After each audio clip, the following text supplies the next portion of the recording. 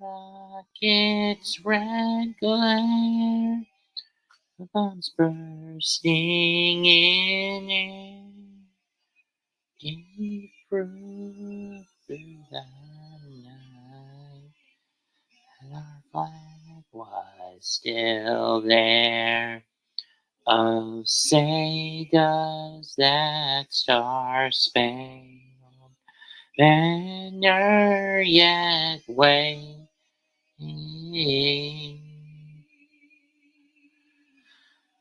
O'er the land of the free.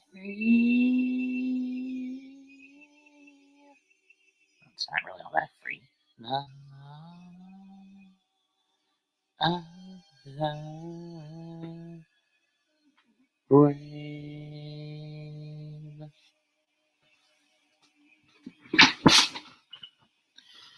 Stand up, baseball fans. It's game 2 of the World Series. Tonight, we see at the Philadelphia Phillies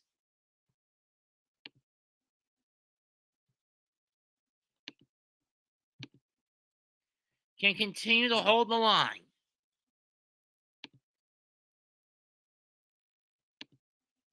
as they go toe-to-toe with the Houston Astros.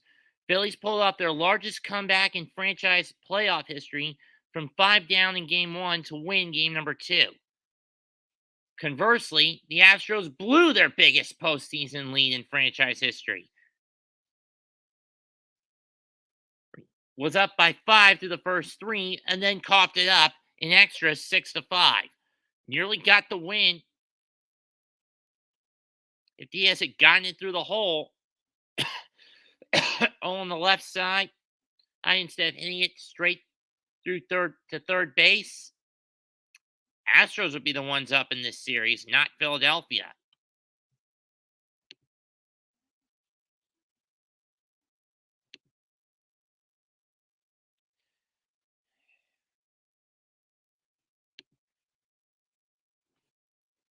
Things are going to be rough and dicey today.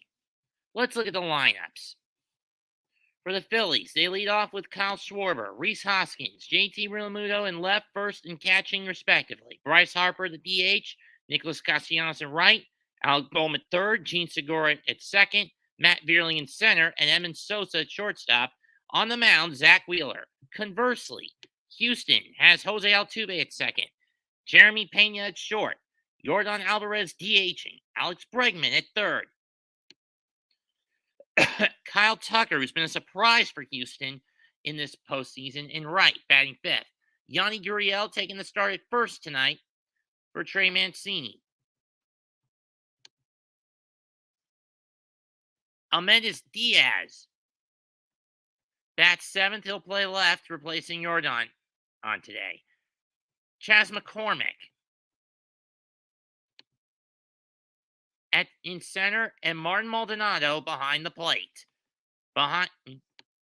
They'll be backing up for Framber Valdez, who had a shutout in the game he pitched in Houston against the Yankees during the ALCS. Now, let's be blunt between myself and my partner, who should be coming in a few minutes. It's Destiny Decade. We don't like either of these teams. I hate Philadelphia. He hates Houston. I'm a Met fan. He's a Yankee fan. And between the two of us, we couldn't care less who wins this series. But if we had to pick someone, we're taking Philadelphia. After the Game 1 flop for Houston, the fans are ringing the rally towels at Minute Maid, hoping for some Houston magic tonight to even it up before taking it on the road to Citizens Bank Park for Game 3 on Halloween night. Joe and John, it's all you, boys.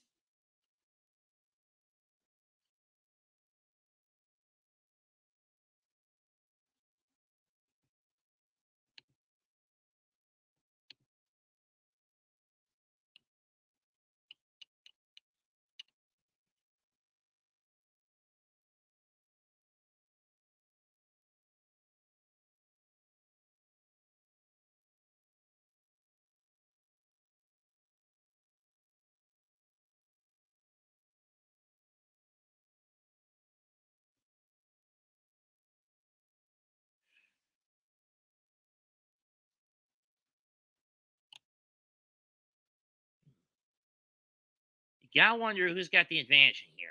Framber Reyes or Zach Wheeler? Or for the pitching matchup. Apparently my buddy's playing Overwatch, so I'll let him go until his round's up. Overwatch 2 for those wondering. Failures to launch this year in the postseason. Jose Altuve, 4 for 37. 0 for 12 when he's got a man in scoring position. Yordan Alvarez, 3 for his last 25, and he struck out 10 times. These are the two biggest bats in the Astro lineup, and look at their batting average. Altuve, 107 in the 2022 postseason.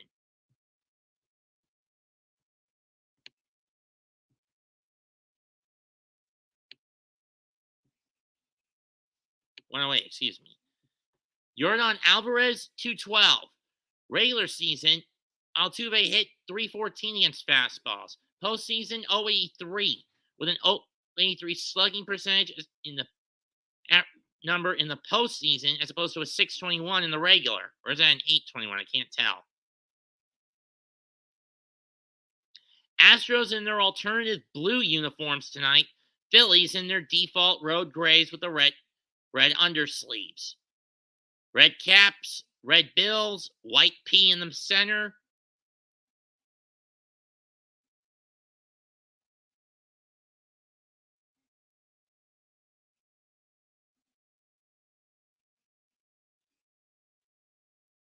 Which means that tonight, Philly is going to be stretched thin. They have to use Zach for as long as they can. This plays to Houston's edge. First pitch in about 6 minutes.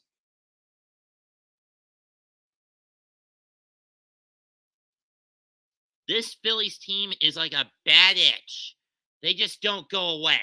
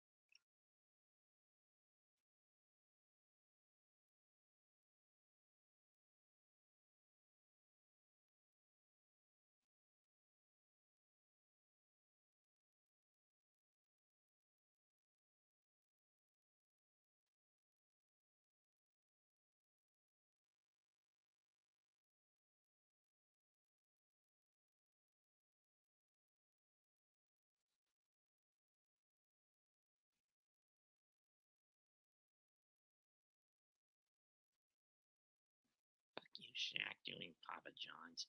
Everyone hates that pie.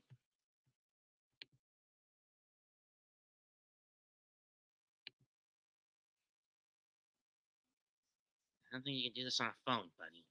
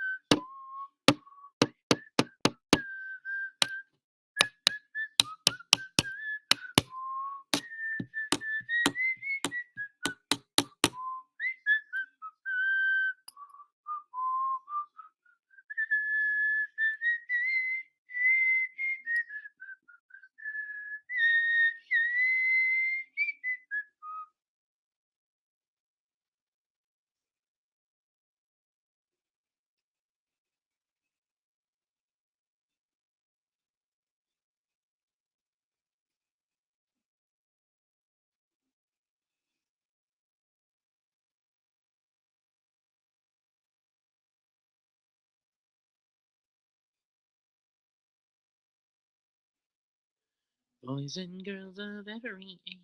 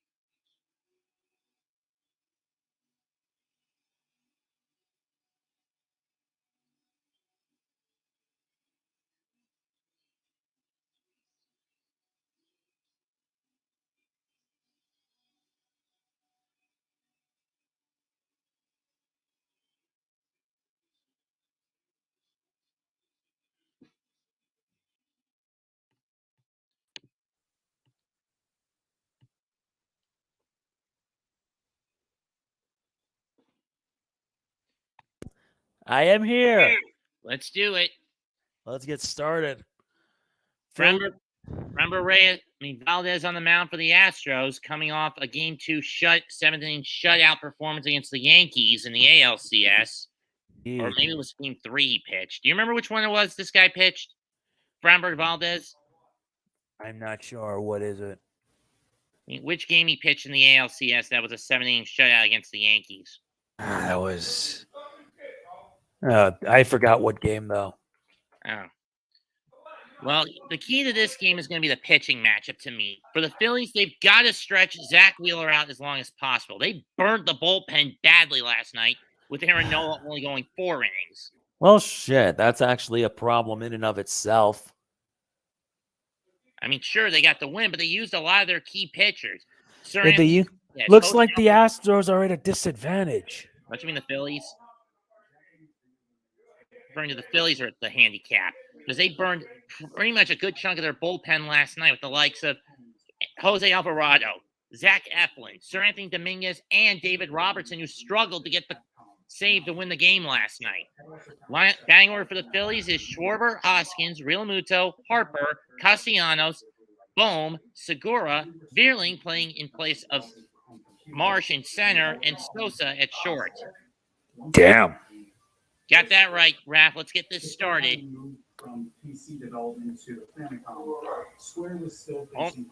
Field crew tonight: Pat Gorber, Tripp Gibson, Jonathan Baker, Lance Barksdale, Alan Porter, James Hoy, and thank God no Angel Hernandez in sight.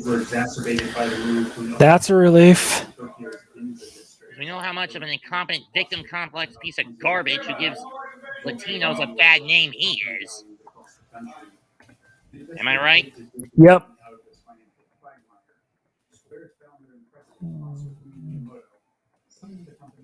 First pitch of Game 2 on its way, and here it comes. Strike one over the middle. I don't know why Schwarber didn't swing at that one, especially when he's been dealing short bombs despite the low batting average in the postseason. 3 homers, 6 RBIs, 205 batting average. This postseason.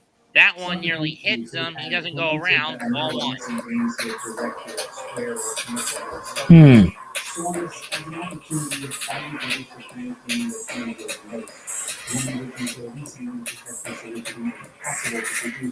Raph, Polo on a guy by the name of Beck.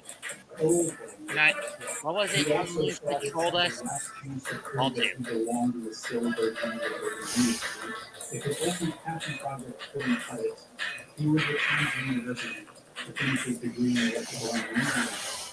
Jose, what was the name of the guy that trolled us last night?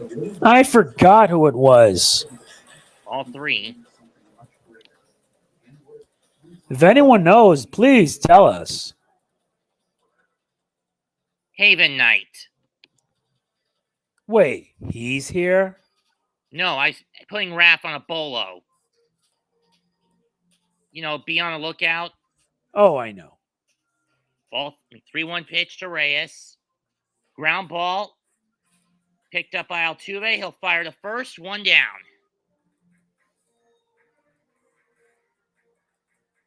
Defense for the Astros. Diaz in left, McCormick in center, Tucker in right.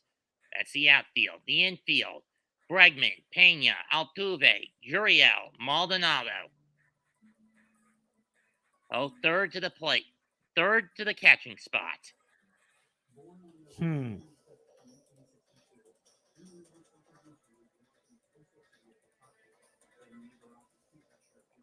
Diaz basically the GOAT, and not in a good way for the Astros last night. Had he hit it towards the hole between third and short, the Astros would have won game one.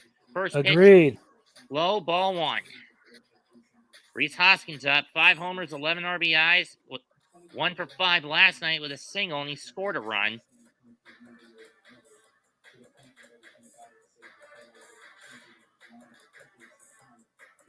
Here's the 1-0. Strike one. I don't know why these guys stare at that second pitch when they could just try and whack it. I have no idea why they would even do this. I mean, let's keep in mind, first time the Phillies have been here in 13 years. For the Astros, this is their 4th World Series in the last 6. Dang. That's fouled off, 1-2. But then again, you could say the Phillies of 07 to 11 did shot themselves in the foot with the bloated contracts. Contracts that bit them in the ass in the long term. Know what I mean? Yeah.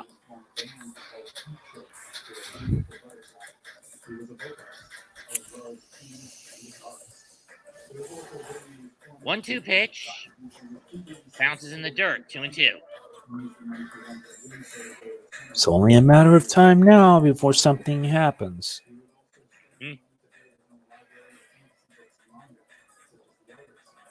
If only I got my hands on Bayonetta 3, honestly, but I didn't, and I regret it. Personally, I'm dodging that game with all the controversies behind Bayo's voice. I want to get it so I can cover it and get it done. I'm only $20 short. $20 each credit short. I'm short $20. 2-2. That's fouled off. It's not like anyone's going to want to help me on that. It's like, you know, it's frustrating when you're trying to grow, you know? I mean, my channel's strictly potpourri. I can do whatever I want, but I just choose mostly to do vlogs. Oh, that works for you. In a way, I guess I can thank my nephew for that. Up and away, 3-2.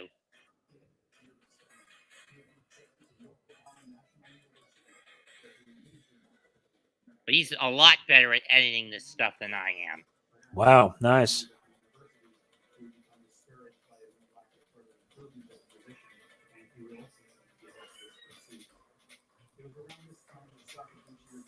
Playoff pitch. Ball 4. That breaker Valdez got behind the first 2 Phillies rather early, and he got behind the first Philly, got a ground out, gets ahead of the second one, and it draws a walk.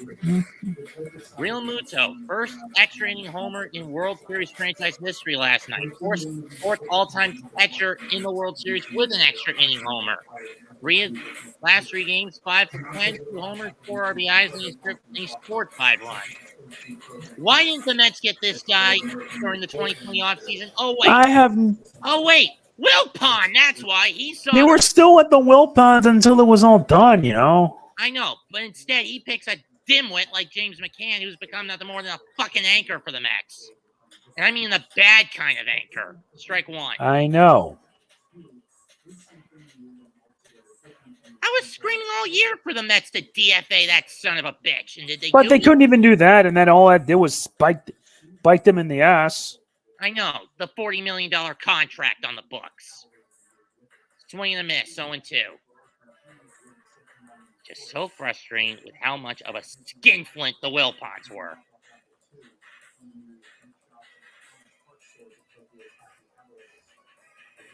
And you could say the same with Cashman for the Yankees.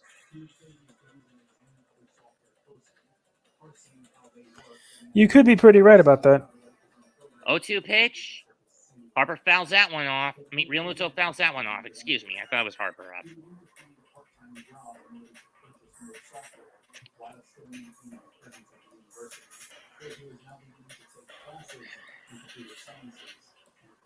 Looks like he's been throwing mostly.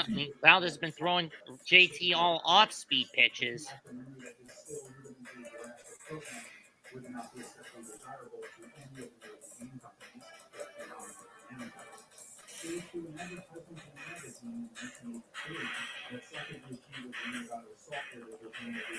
Ball two. That looked like a strike to me, but I don't know.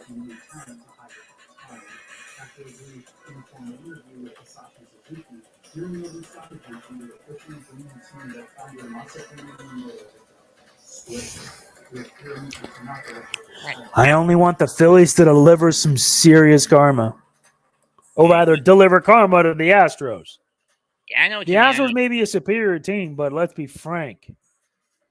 They've got a nearly man manager who hasn't won any rings since he was a player back in '81 with the Dodgers. That's true.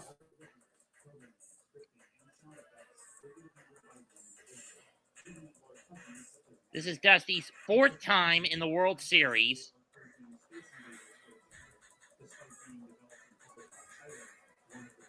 Two. Got him.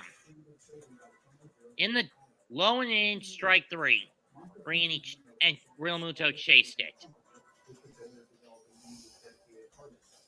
I mean, Dusty failed to get it in '89 with the Giants. He failed again in '02 with Bonds and a powerhouse lineup against the A's and Angels, respectively.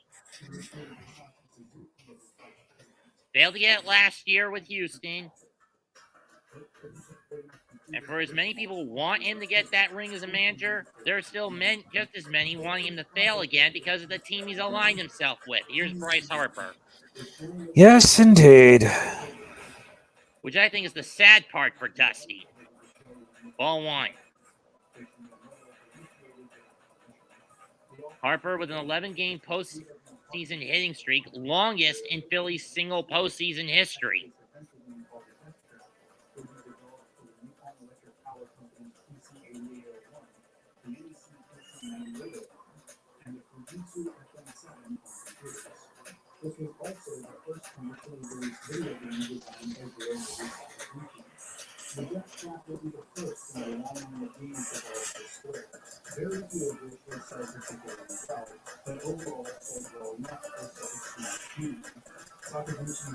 Strike one. Again, Philly's constantly eating that second pitch and not going after it.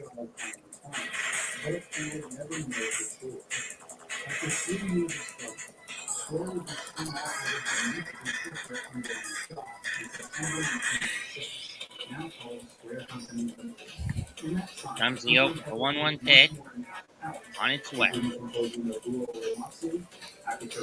Chops it foul.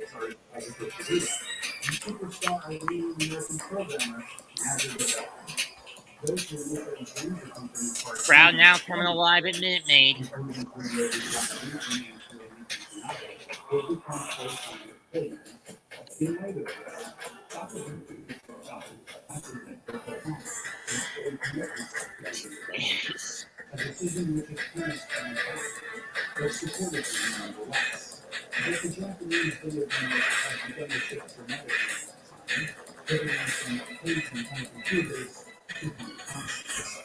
Harper hits that one off the end of the bat to left, but playable.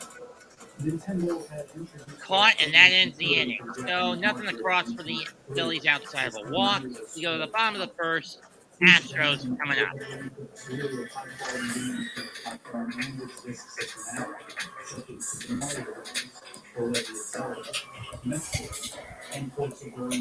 No, he has it left. That was first. Oh, it's 3 out first.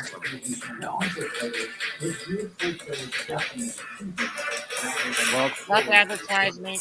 Why did they move it to November this year?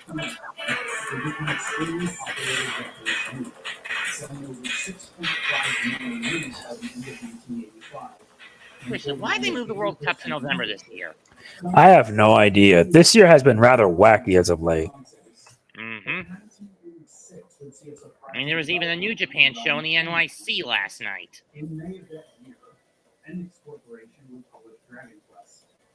Site at the Palladium.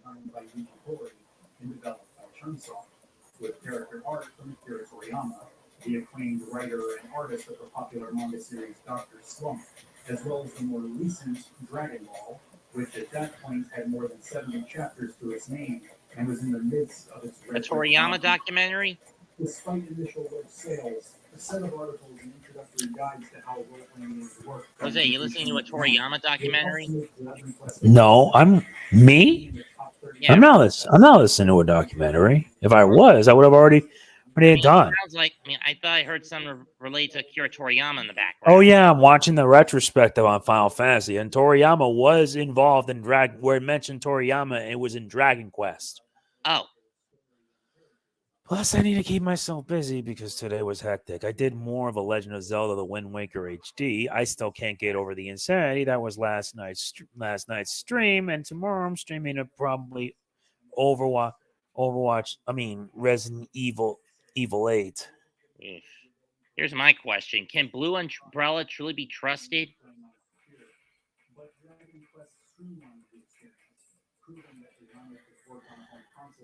What do you think? Can Blue Umbrella be trusted or no?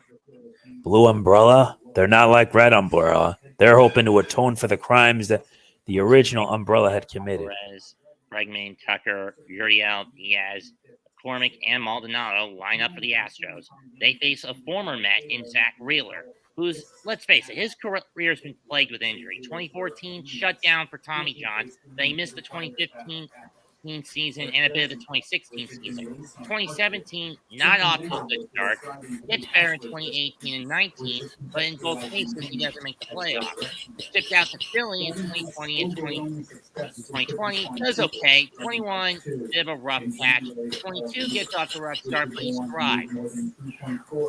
His only bad start this postseason was against the Braves in Game 2 of the division series, if I remember correctly, where he got shut out.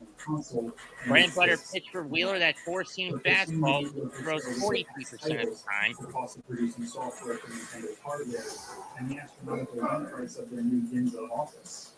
That's line to left by Altuve for a base hit. That could head to the scoreboard. He's going to lead off the game with a double. Here comes the throw to second by Harp. Scoreboard too late. Damn it. First pitch, and it's a leadoff double to Altuve. No, that sucks. And then again, Altuve can take it whatever he can get. He's been having a piss poor batting run in the postseason. How disappointing.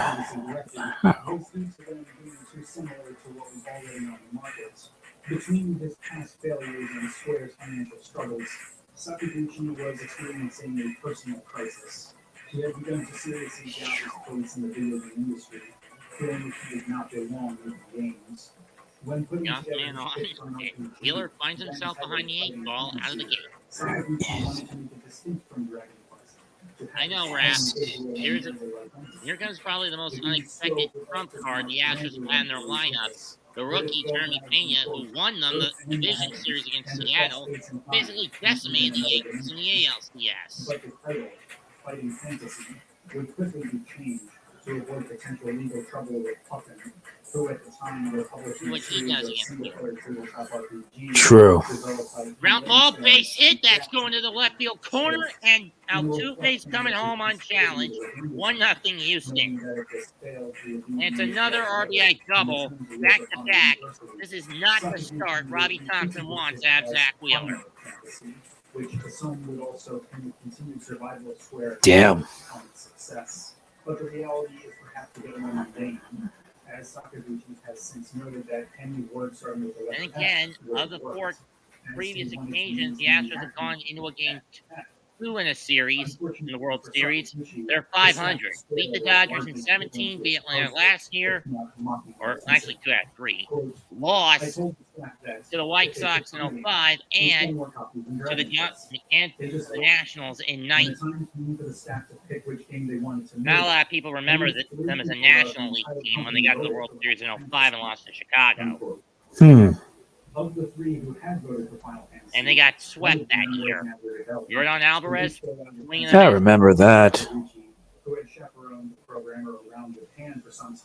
Roger Clemens was on that team. In fact, Gavelli was totally unfamiliar with the concept of a role-playing game, and could not see the appeal when Game Sakaguchi 1, Alvarez struck out Instead, twice. the staff Fuck. devoted to develop a tie-in game for the science fiction action horror film Aliens, directed by James That's driven Cameron, to left.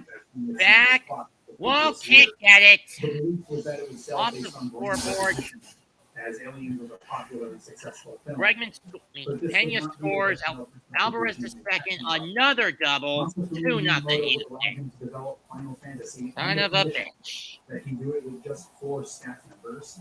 Come on, Zach. Nazargadelli, Koichi Ishii, 4 pitches in. He's given up 3 straight doubles. You're ending up that easily? And all of them to left field. Final Fantasy would officially enter development. Was given 10 months. He's throwing fucking cookies over the plate. He's just lucky none of them have gone in the Crawford boxes yet. I'm surprised yet they haven't replaced him.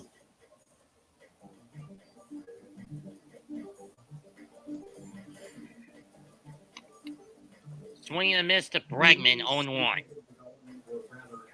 Bregman's been the Astros' best hitter, both for power and for contact. Sakaguchi entrusted Koichi Ishii, who had just joined the company, to more thoroughly plan the project, as well as design the battle graphics.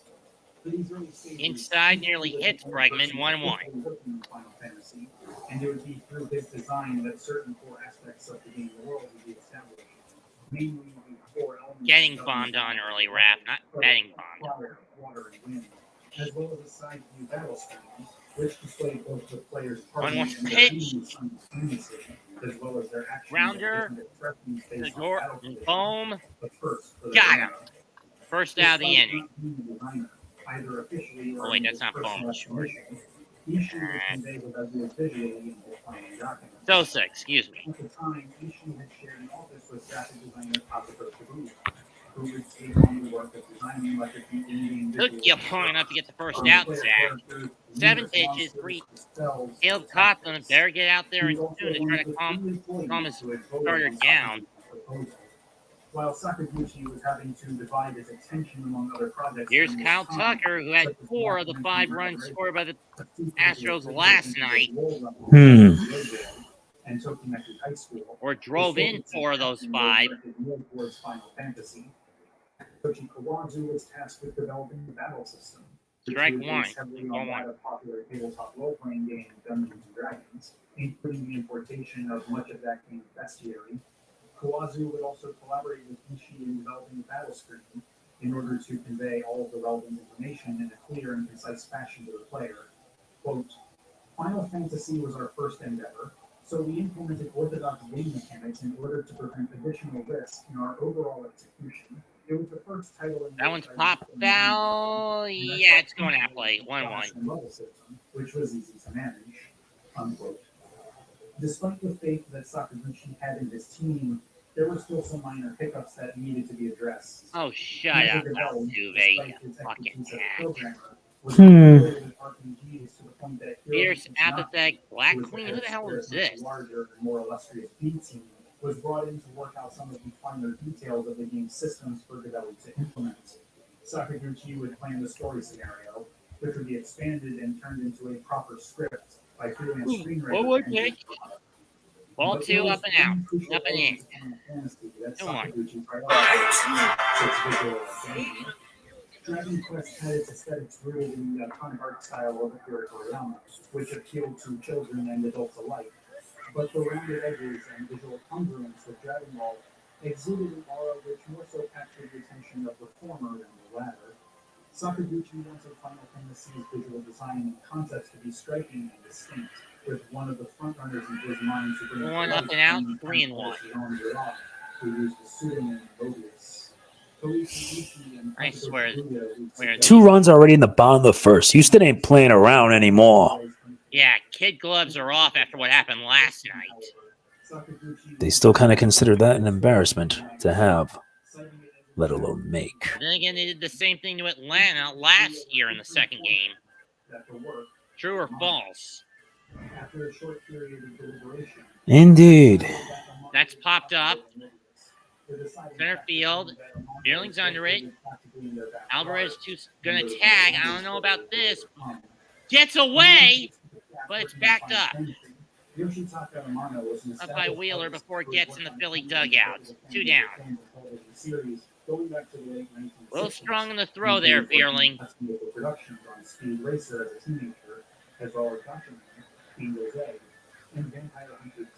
Tuve, then Pena, and Alvarez. All into left, where Schwarber couldn't get them. Schwarber was out of position to try to get him.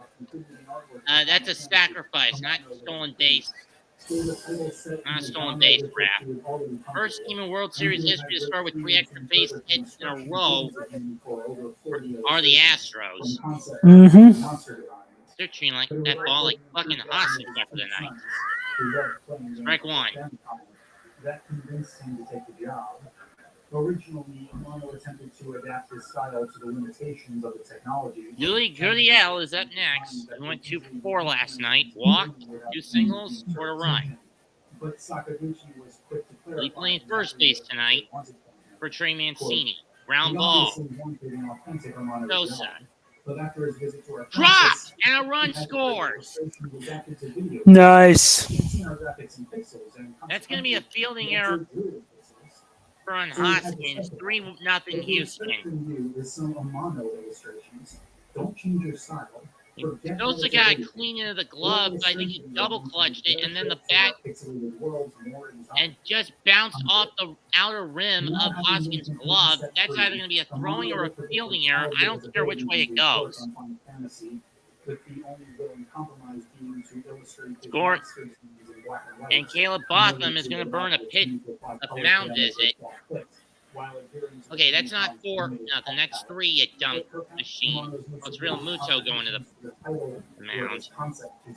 Try to calm Zach down. Thank you. And they do call an error. Question is it an E6 or an E3?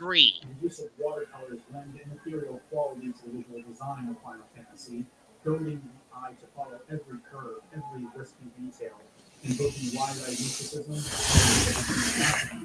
and even into melancholy. This reverts the square's advantage. Regardless, here's Diaz. The bad kind of goats in last night's game. For which Amano had mistakenly prepared a culture-oriented vertical piece. With no choice, Sakaguchi submitted this improperly formatted artwork, rotated 90 degrees. But Amano's full paw had proved to be a blessing, as the reader did not return deemed quantum defending. Ball 1-0 pitch in the way. Caught attention. How was that a ball? That looked perfectly clean over the plate. Ball 2. Promotion and production. While Fong 2 would accept a review copy and run a page that caught their reader's attention, they would be the only publication to do so. No other magazine would give Final Fantasy the time of day. Sakaguchi himself even brought an early along with Final Fantasy to Family Computer Magazine, the other major video game publication of the time. Strike 1. Who got fully in Famicom games. They turned him away. Yes, took that pitch all the way. Normally you do that with 3 balls in a 3 balls, not 2. 17 pitches for Wheeler. Doing 3 runs, 3 hits. And the Phillies have an error to their name. Who the error is committed against. It is caused by. They go for a pickoff attempt on Gurriel. I don't remember how fast he is. Personally, I'm a little suspicious about the new rule changes for next season. I mean, I don't mind getting rid of the infield shift. That killed a lot of in-game quite boring to me. You know what I mean? You know what I mean, Jose? Mm-hmm. That's fouled off. But a 20-second pitch clock, you can only throw the first 3 times. It's either taking an automatic ball or the runner moves up to second. That's a little stupid, if you ask me. I mean, I get it's to speed up the game, but come on. The player is immediately greeted with a brief description of the setting.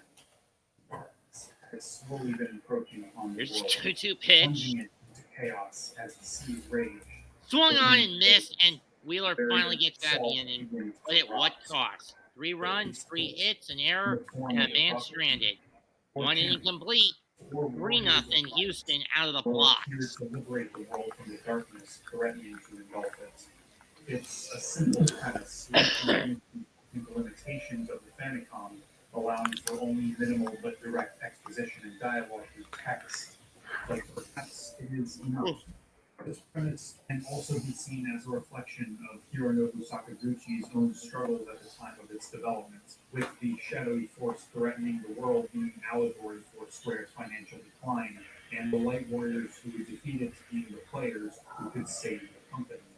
It is directly after this prelude that the power to do just that is given to the player. Upon selecting the option to start a new game, the player is shown the 4 warriors of light. The warrior, thief, monk, and red mage. Except that this party isn't set in stone. The player is able to pick and choose what they want their party members to be from a selection of 6 jobs. They can even have multiple party slots occupied by the same job. The warrior is a physical attacker with strong offensive and defensive capabilities, but is unable to use any magic. Thieves are more frail and not as strong as warriors, but move quickly. That'd be kidding me. The Hornets are beating the Warriors right now. The ability to deal high damage with their fists, but can't crit. How the hell you pull that? Can't have that regardless. Looks like we're entering commercial. Yeah. So far, top of the second, they're still leading. Yep. Houston wants payback. Well, like karma, payback's a bitch, isn't it?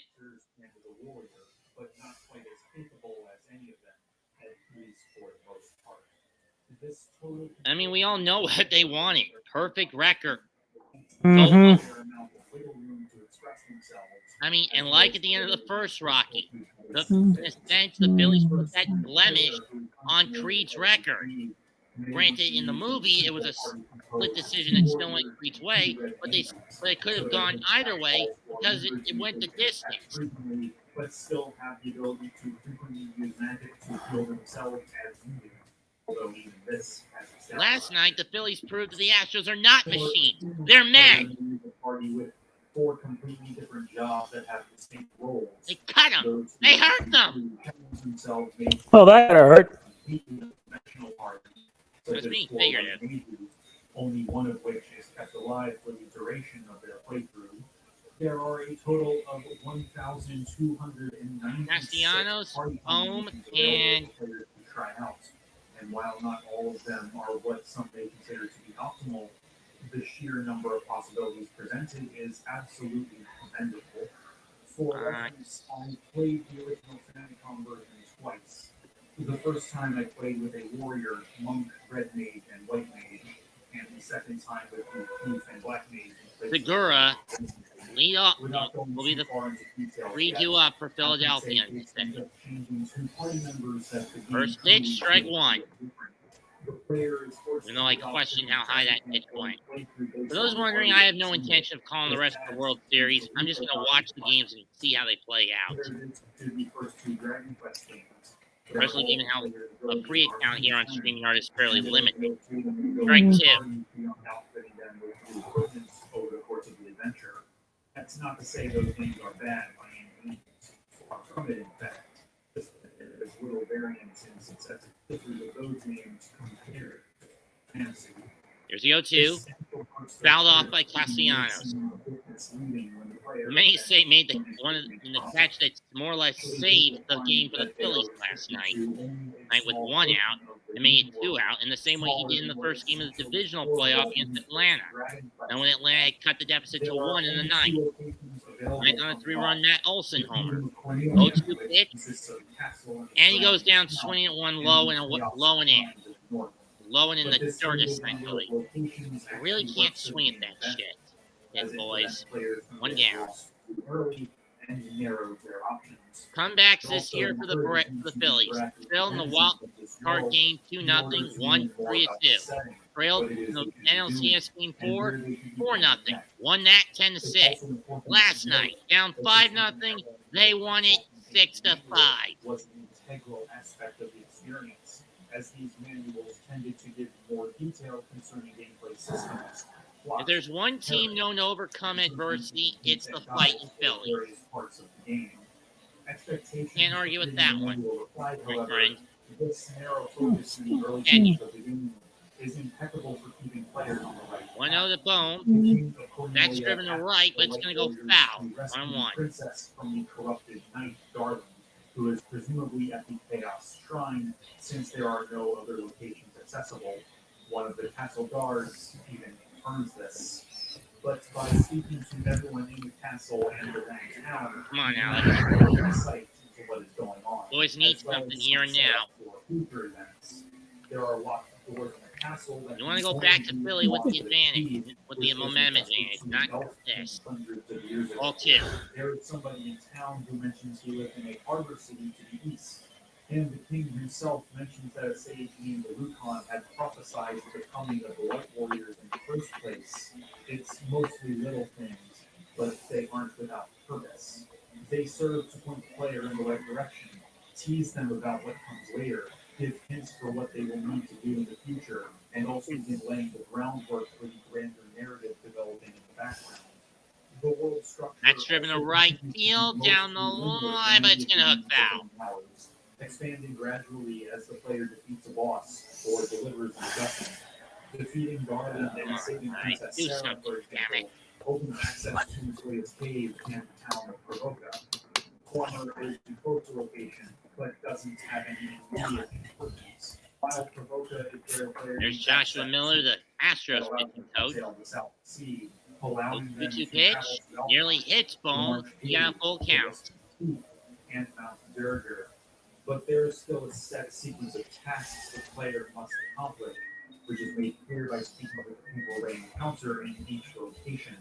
I want to stress that the need to talk with so many NPCs is not what is so well executed about Final Fantasy. Here's the payoff. Structure. And low ball 4 in the dirt. Okay, that's a start. Start. And Floyd continues to do this even when the player feels like they already have access to it all. When the ship is able Still, to sail across Valdez the has world thrown at twice as many pitches as Wheeler, and yet he's the one out in front, out of the gate. Specific docking points scattered throughout the world. But again, Valdez is known for those long outers. The canoe can go up and down these rivers, but the player is still at the mercy of wherever there is open land to disembark from it. The airship has free reign to Deal at it again. Come on, Phillies. Why are you collapsing right now?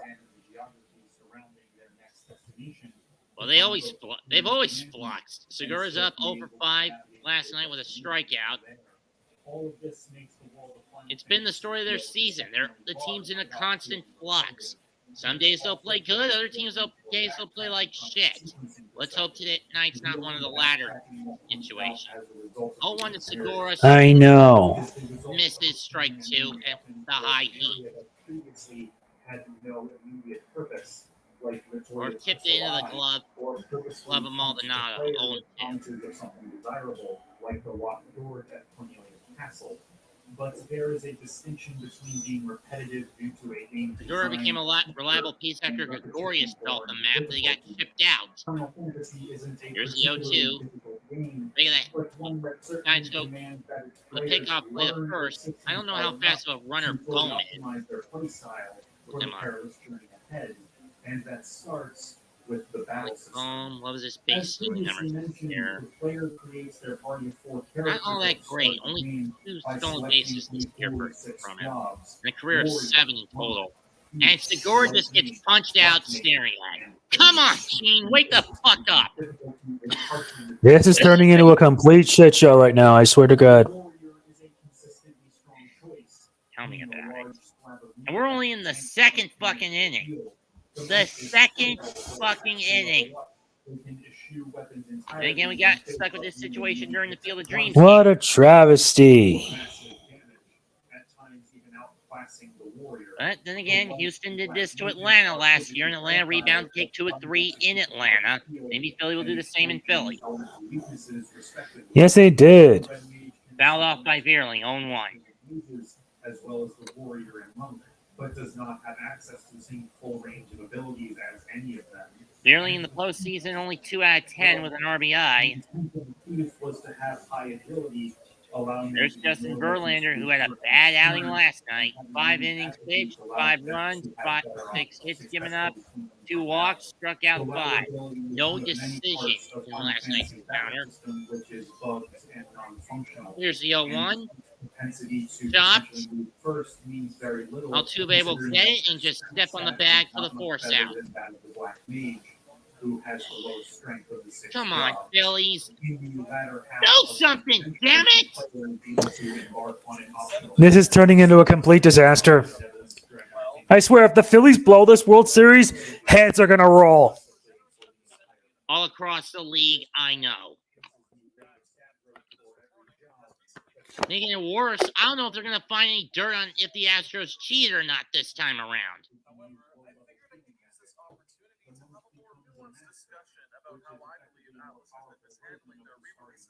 Because again, their manager, product of a damn mop-up operation. Persona 5 ports before diving into the main meat of this that one first. Persona 5 Royal on the Nintendo Switch is Persona 5 Royal on the Nintendo Switch.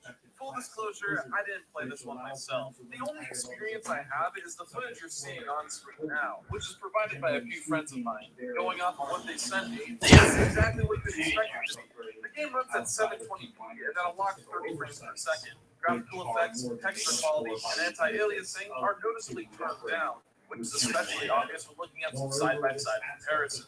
This is all stuff you're used to if you're an avid Switch user. It's a necessary sacrifice Phillies up a green. Damage into the plug out and giving each of them a screw attack. I imagine the graphical downgrade will be nearly as noticeable when playing the game portably. Hell, it might even look nicer in a few areas if you're playing off an OLED model. If you were at all worried that Persona 5 on Switch was going to be a heavily compromised version of the game, or that it would run poorly, then you can rest easy. Sure, it doesn't look as nice, but it's still the same game at its core. How much you want to bet every Yankee leaves the dugout for next season because of how toxic the I was environment never one of is? those people who were campaigning online demanding Atlas to bring Persona 5 to the Switch, because we all knew that this was going to happen eventually. Persona 5 is by far the Yeah. most successful game. How much you want to bet that the Yankees basically walk out on Boone? I know. I don't know. Not long. I personally think the wait was done in an attempt to get people to double dip, but regardless of the reason, I'm at the very least glad Switch owners are finally I mean, able to get a piece let's of face it, Aaron Boone has basically put the Yankees on a damn funeral pyre and is about ready to burn it. We're seeing Persona 5 finally get a next-gen update. More specifically, And hold everyone accountable except himself. Persona 5 Am I right? Mm-hmm. definitive way to experience. I don't know why Don't have the best PC around. Steinbrenner and Cashman are keeping this son of a bitch around. No reason for me to go for it. And if you do have the proper specs, feel free to crank up the resolution and frame rate. I mean, I get the Mets keeping Buck around for at least another year, but here's the thing. Buck, I've got on a 3-year leash because he usually falls to catastrophes after his first season. You know what I mean? Mm-hmm. Persona 5 is no exception. When you boil it down, it's a Round very 2, Altuve to lead off for the Astros. In fact, you can't even adjust the Or, texture no wait, it's or not lighting Altuve quality. leading off. These are It's the Maldonado. exact same options that came with the Persona 4 ports, and while that's perfectly fine, I Well, wish that we were given more all options. one. Especially for people who plan on playing the game on a Steam Deck, where those extra settings could go a long way in improving the experience. I know that this might come off as a huge nitpick, but to be honest, I We all know the only time the more, Astros especially from a won port that's being won sold at full World price. Series Now, after this is losing going to be the most in contentious 17, topic surrounding this heavily one. tainted. Across every platform, this new version of Persona 5 is Jack going to be Miller's sold at full price. velocity his fastball relatively consistent throughout the It's mainly the postseason. PlayStation users Rounds that that are one off, 0-2. A lot of PS4 Right games around offer 95, next-gen 96 mile an hour spot. This isn't an ideal solution, and at the very least allows you to get updates. I think the art of throwing a finesse-based fastball has been lost because it's all been about power. Persona 5 Pro, on the other hand, doesn't do this. It instead forces players to buy the game again at full price if they want 1-2 to, pitch. which is totally 1-2. oh, cool. Pay double the price for double the frame rate, I guess. Sure, the updated version comes with all the DLC, but what if you already own it? Or better yet, you just don't care. The Persona 5 DLC wasn't anything to write home about. In fact, most of it was actually Here's the 2-2 pitch. completely demolished an already Goes outside, full count.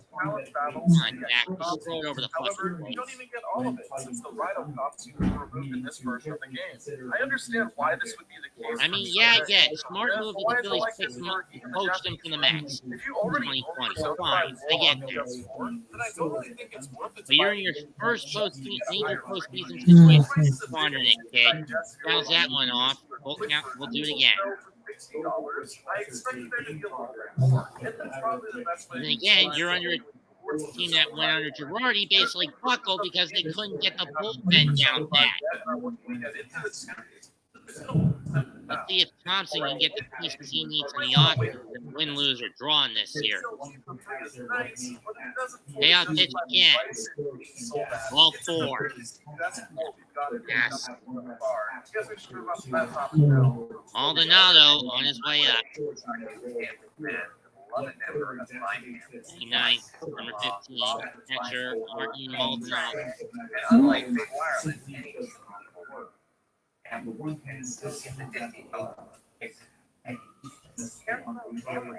Wait, are we not?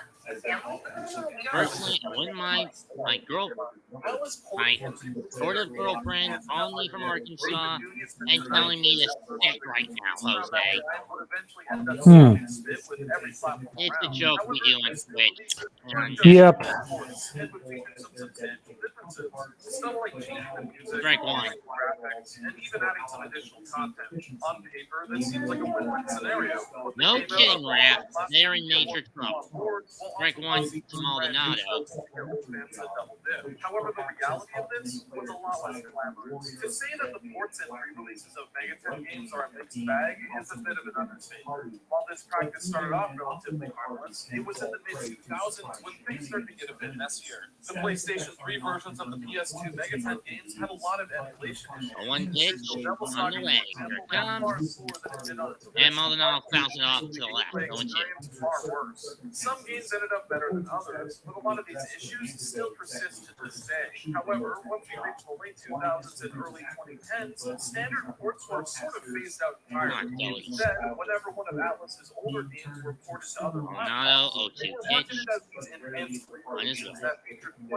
1 for 3 in the first game of the single. He was the only guy not named Kyle Tucker to get a run, drive a run home. This boils down to the story that was awkwardly shoved into the game, creating an immediate disparity. Swung on and missed. Strike 3 on the outside stuff.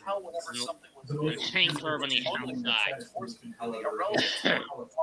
This leads to some occasional pacing issues that didn't exist before and makes the overall experience worse. A lot of modern Atlas re-releases suffer from this problem. It's as if they feel pressure to justify the existence of these re-releases out of a fear of receiving backlash. While I will admit that there were a lot of good quality of life updates that come with the newer versions of these games, I feel as I though don't know why Maldonado was holding his hand down like that. all we need to do is take a look at Here's Altuve, double.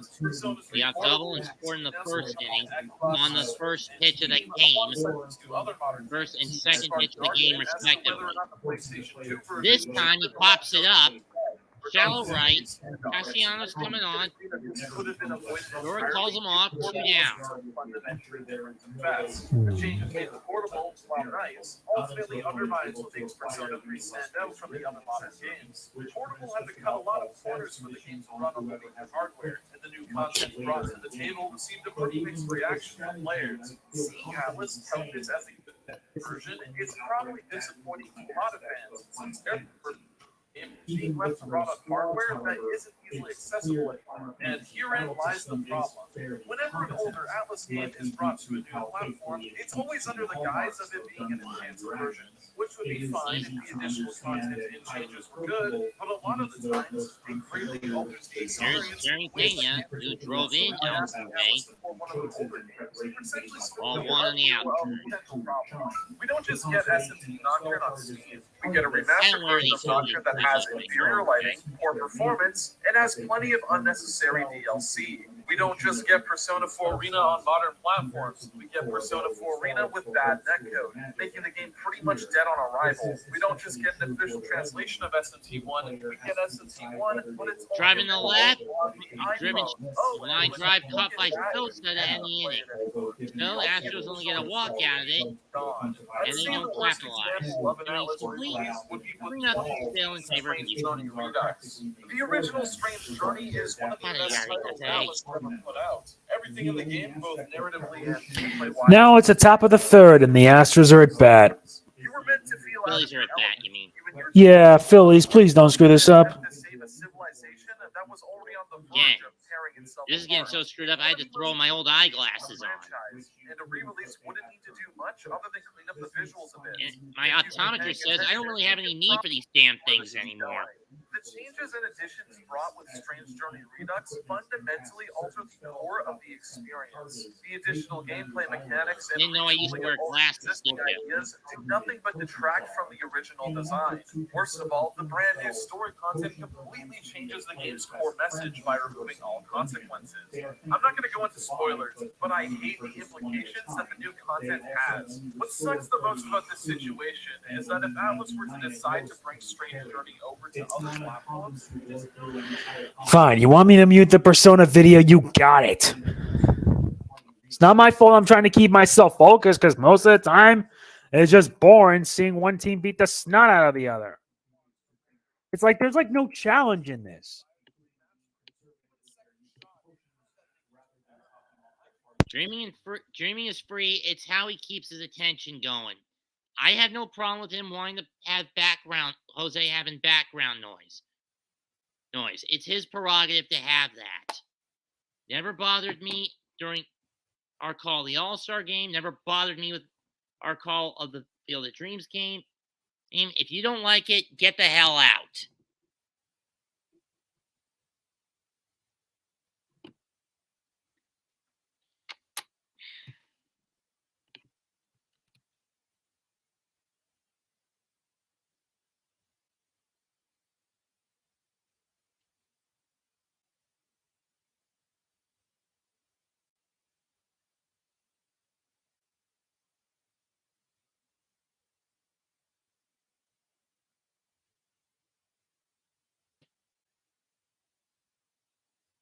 Well, excuse us, princess.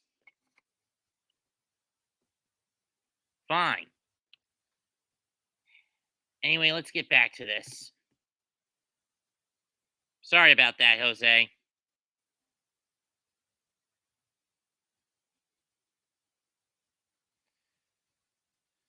Okay, Matt Vierling leading off for the Phillies.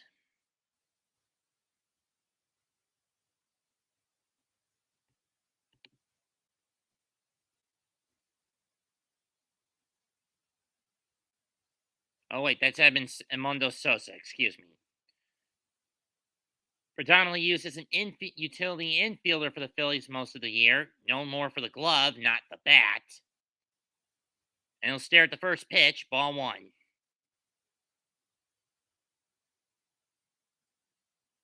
Got him from the trade deadline for St. Louis.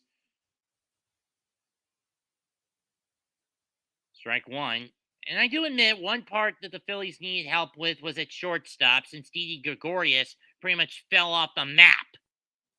Wouldn't you agree, Jose? That's fouled off. I mean, what would the Mets need with him? I mean, they have their utility infielder for the future in Luis Guillorme.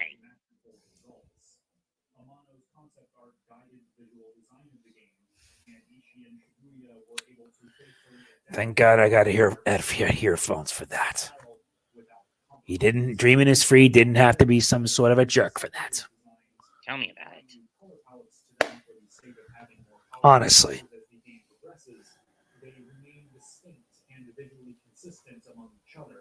The sprite worked for the 6 jobs as well as their class upgrades in the latter half of the adventure, both in battle and in the overworld. Are Here's a 1-2. Bounces in and out of the glove, 2-2. However, is the side view battle interface device. As I was saying, Sosa picked up the deadline by Philadelphia off a trade from St. Louis. With St. Louis, there's Philly owner John Middleton, and he's actually doing a good job at taking the pieces he needed. That's fouled off. To address key areas, they fixed the bullpen by getting rid of Jerry Familia. I mean, seriously, what the hell were they thinking getting him? He was well past his damn prime. The Mets pretty much destroyed Jerry Familia, and I don't mean when he was a Philly. I mean when he was a Met, they pretty much fucked him up. 2-2 pitch. Fouled off.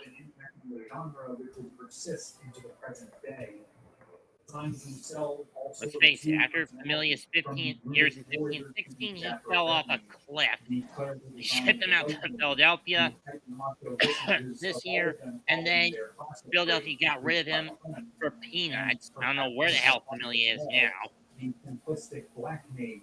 Swing and a miss, strike 3 to Sosa, 1 down. Strikeout number 4 for Valdez. I mean, one of those fucking nights, I can tell you that, Jose. I know.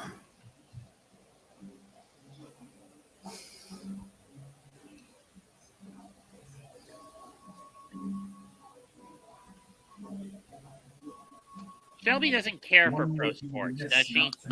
I don't think so. Unless you're talking about the NFL. She's a cowboy nut, isn't she? She is. Thought so. And I love her dearly. That to me is what matters. Swing and a miss by Schwarber as he just let it rip, and he missed it. Strike 1.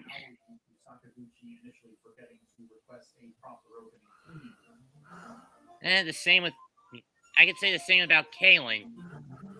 Her family grew up predominantly for the Saints.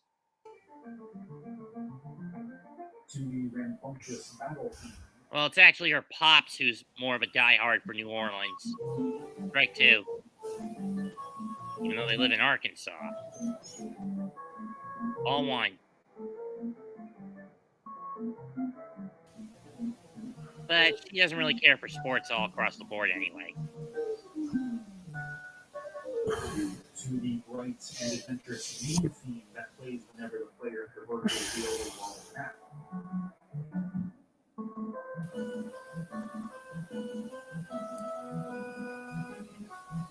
Fouled off.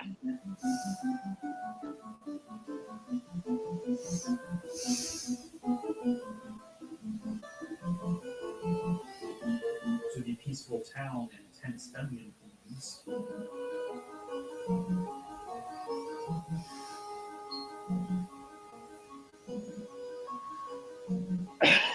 Did you hear that Gotham Knights bombed badly? Ball 2. One of my personal favorite tracks from this installment is Latoya's Jose? Yeah. Did you hear that Gotham Knights was a bit of a bust? Yeah, pretty much. But people played it and liked it, so more power to them. I'm not sure if I even want it, if it's going to be that bad of a plot thread. I mean, especially since they got rid of the Arkham Asylum counter system. I like the counter system, honestly. Yeah, why get rid of it? Yeah. Then I realized that it's not the same. 2-2 pitch. In the dirt, ball 3 to Schwarber. Full count. This is the third time, I believe, Valdez has had this situation happen to him.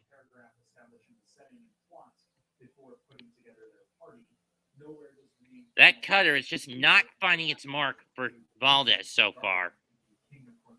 Or it keeps bouncing on him. Here's the payoff. Driven to right, down the line. Fair ball! Drops in front of Tucker, and unfortunately, Schwarber will have to hold it first with a single. With a text box stating that the journey has finally begun. First hit given up. There goes the no-no for Valdez through 2 1/3.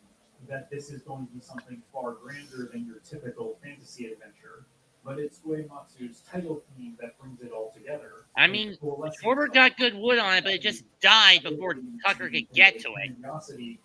When it just dropped right next to Tucker. As a brief opening credit sequence plays, giving recognition to the team who brought it all together. Here's Hoskins, who walked in the first. And he just stares at the first pitch, strike 1. Truly, Uematsu was a tremendous asset for this inaugural installment. In terms of world At least he design, didn't say anything about the Final Fantasy retrospective in the background. If he did, then I would be very upset. Swing and a miss, strike two. But this does not explain their auspicious coloration. After all, as limited as the Famicom's color palette was, it was not incapable of displaying earthy tones alongside the bright blues representing the sea and the verdant greens of the grassy plains. Final Fantasy itself even has several deserts in its game world. Though to be fair, that's not as high a volume as the Persona one was. Swung and a miss, strike three to Hoskins. Nah, I'm sorry. I accept it as part of your performance. Thank you. Very good. Apology accepted. He said, quote, "The reason that the mountains were white was because I envisioned that the rocks making up the mountains had crystal shards in them, and those shards sparkled from the reflection of the sun's rays. That's why the mountain surface was portrayed as white." Okay, so right now, Phillies haven't scored at all, and I'm already peeved that this is just messed up. This is sad. Liner to short third. Play on the hop. Throw. Got him. Son of a bitch. Phillies do get a hit out of it, though, but nothing else. We go to the bottom of the third. 3-0 Houston. Jesus Christ, Phillies, what are you doing? Other than playing like hubristic idiots, I have no damn clue. It's not that I don't have a damn clue. It's just that I'm asking, what are they even bloody doing? No, I'm saying I don't know what they're doing. Have a damn clue what they're doing. I didn't say you didn't have a damn clue what they're doing. I know. I'm not really sure if I want to see Wakanda Forever. I don't know about I saw Black Adam. It was a fun movie. And yet critics panicked because it went too simplistic with the plot. Here's the So thing. what? The plot Here's the doesn't thing. need to be that simplistic. Black That's what I'm Adam gonna wakes up after 5,000 years. He goes and kicks ass and takes out a bigger bad. He's Here's not a the good thing. guy or a bad guy. He's an anti-hero. Yeah. His only concern is the people of Kahndaq. No more, no less. Doesn't matter if he has to team He's up with the basically DC's version of Doctor Doom. Right. Essentially, if he has to team up with the Justice Society of America like he did in the movie, it's a means to an end for him. No more, no less. Exactly. Now, who was the big bad? Was it Starro? No, it wasn't Starro. It was basically a demon. It wasn't Trigon, was it? No, it wasn't Trigon. Basically, they were teaming up with a demon. Oh. And he reluctantly needed the help of the JSA to defeat it. Yep. Emphasis on reluctantly.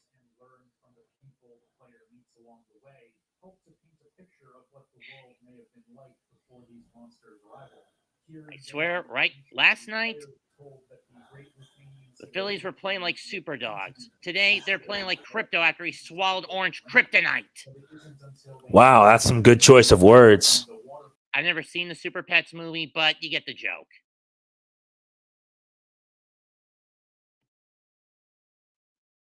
Hmm?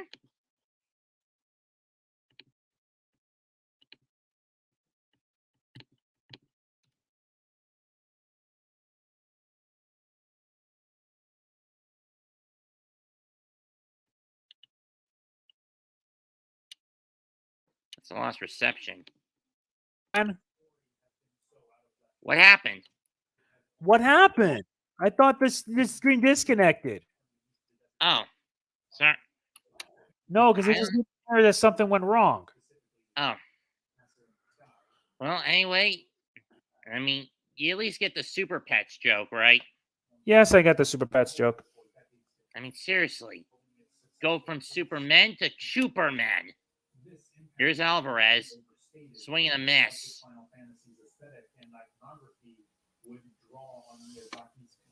Or worse yet, the Phillies got turned into Squeezy Bruces so far tonight. Oh, that's even funnier. Okay, that's a bit funny, I'll admit. Ball one. And I better not hear Keanu Reeves say that better be a licensed toy or I'll freak out on the stream. I swear to God, if he pops up and says, you better mention a licensed toy or I'll freak out, I'm gonna lose my shit.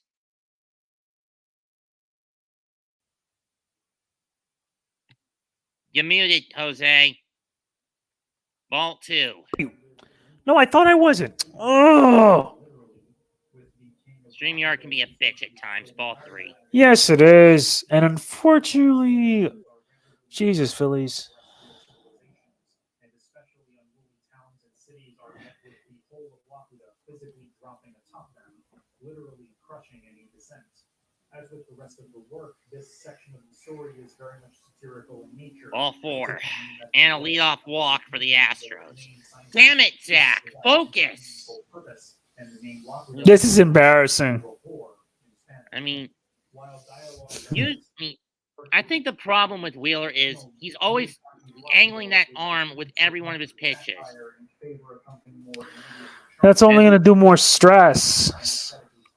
As we see, his fastballs go over the plate, his sliders go left, go far off to the left, and his curveball goes middle out left, or low out left. Here's Bregman. But neither of them was content with a purely fantasy aesthetic. Come on, Phillies, do something, damn it. That one almost hits Bregman. 0-1. Oh, he went around. It was over the plate? That looked like it almost hit him. In game, the Lucanian castle is only ever seen from the inside. Oh, he didn't. Okay, he did go around. He did go around. Futuristic aspects. While some But that was more like a the player is able to scared describe their castle in the sky as being among the stars, until they're teleported onto the platform itself from the abandoned desert tower. 0-1? Way outside. Ball one. That was definitely that change. The normally black dungeon Next slider. are here dotted with blue twinkles, representing the billions upon billions of stars and other celestial bodies visible beyond. You plan on getting God of War Ragnarok? My brother's getting me that. Oh, yeah. You gonna do a live stream of it? Oh, hell yeah to that. I will be streaming Ragnarok when it comes out. I may as well stream God of War 2018 to prep up for Ragnarok. I find it weird that Sony Santa Monica is actually going to wrap up this chapter of Kratos' life in 2 games instead of 3. I know. Granted, if you include stopgap games, tie-ins, his Greek inventors basically told 7 games. For 7 games. Strike 2. And that included a mobile game not a lot of people know about called God of War Betrayal. I remember that mobile game. Oh, hey, Darwin.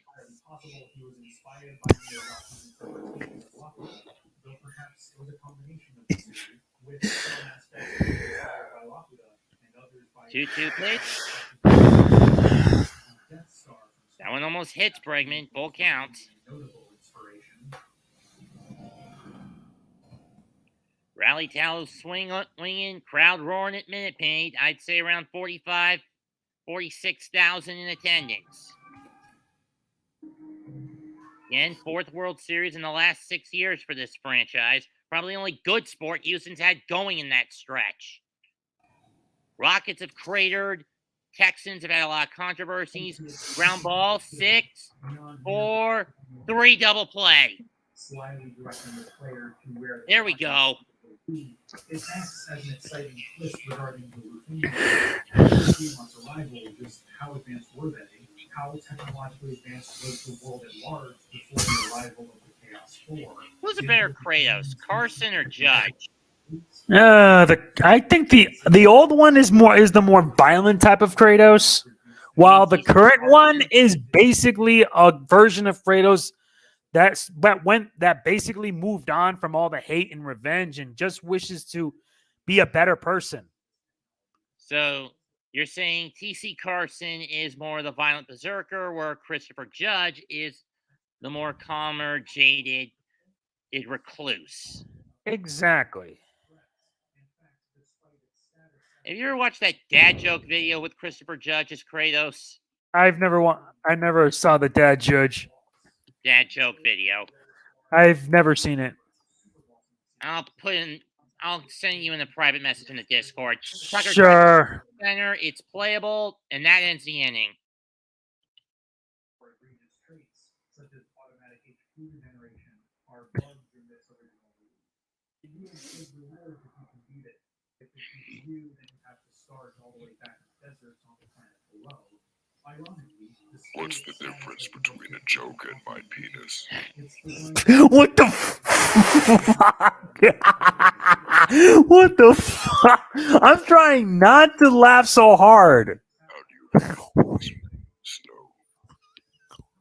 You look like Fresh Prince. Did you hear that Steve Harvey got into a fight with his boy? It was a family feud. Boy, how much room does fungus need to grow? Come on. You're trying to kill me right now. What kind of hair do they sell? Go to the what? Egg extensions. Boy, when does a sandwich cook? When it's bacon, lettuce, and tomato. 5 out of 4 people admit they're bad with fractions. What is a ratchet girl's favorite store in the mall, boy? Thought topic. What? That's just a sample. What the I am trying. Jesus Christ. to not watch that video in its entirety. I know. Jesus Christ.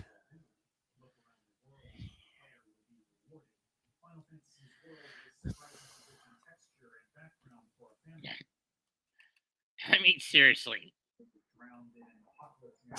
I could never see either version of Kratos pulling those kinds of jokes off. Scale. Whether it's to Calliope or to Atreus. I know.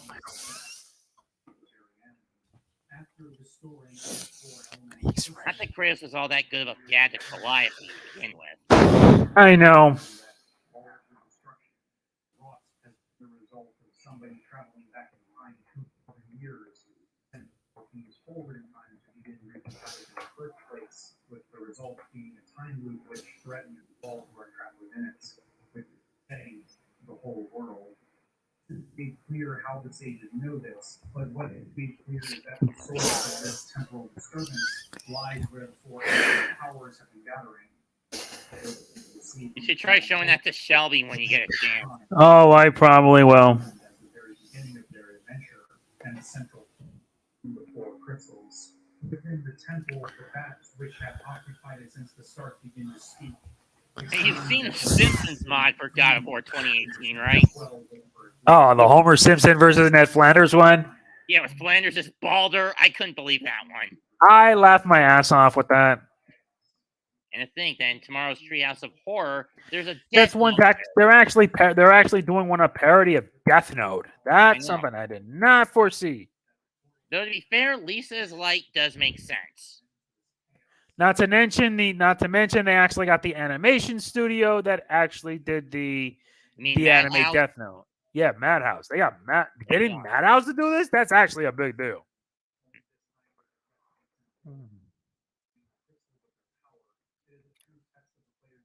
Strike one to Segura. Or Harper, excuse me. Line down the first to center, if I remember correctly.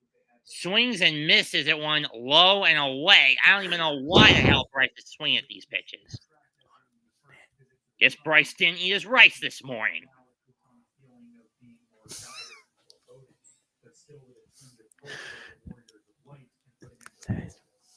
0-2 pitch. Held off. Let me see what game that Valdez pitched. When was the last game Valdez pitched? Hang on a second. Sure. Let's see.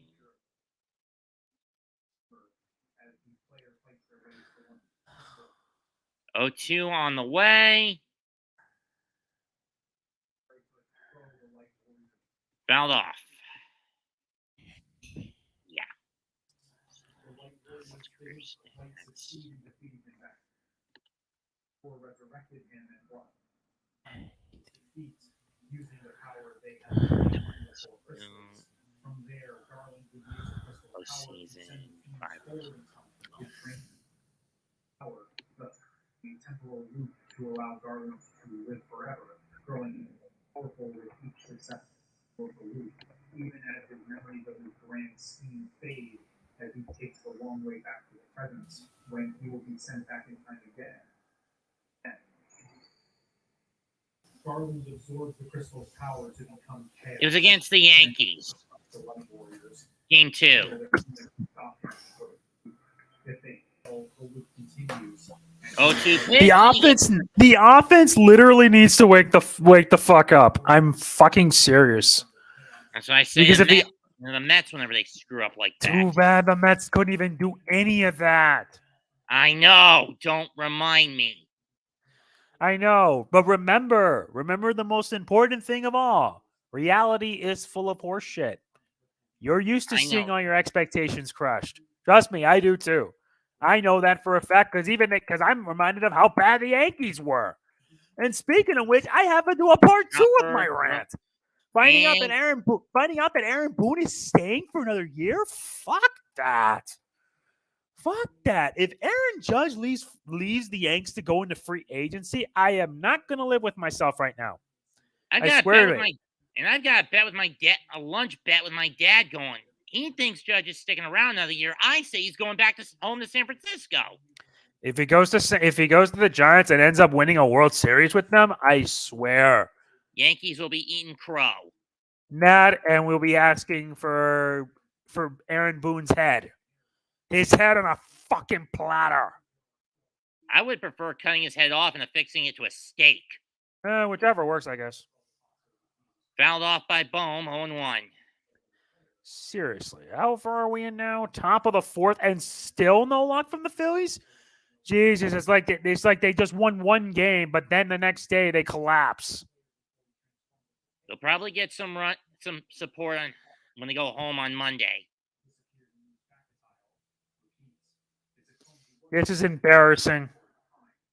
Know one thing, if this holds up, Orbit's going to be crushing some Philly helmets tonight.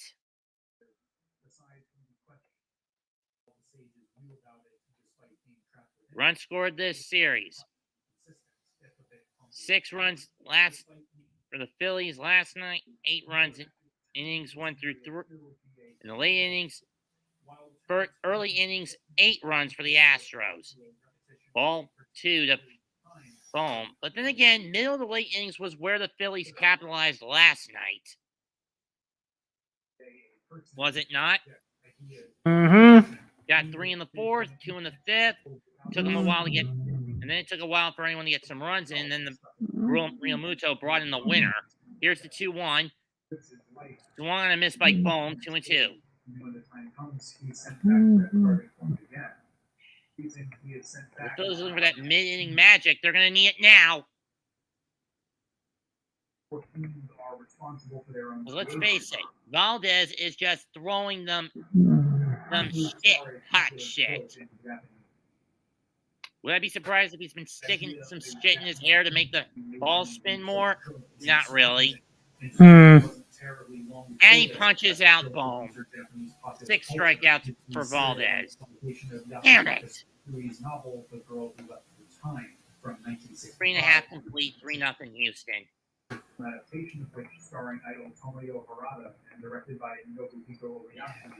This is actually the first time you and I have worked together on a stream, and it's the home team that's out in front for more than just one damn inning. I hear you.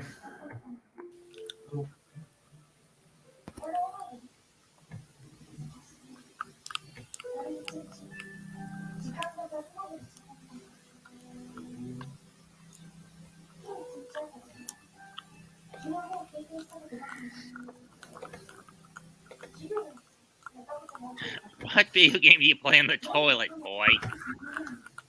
What? That show. The jokes aren't gonna stop. You know that, right? Yeah.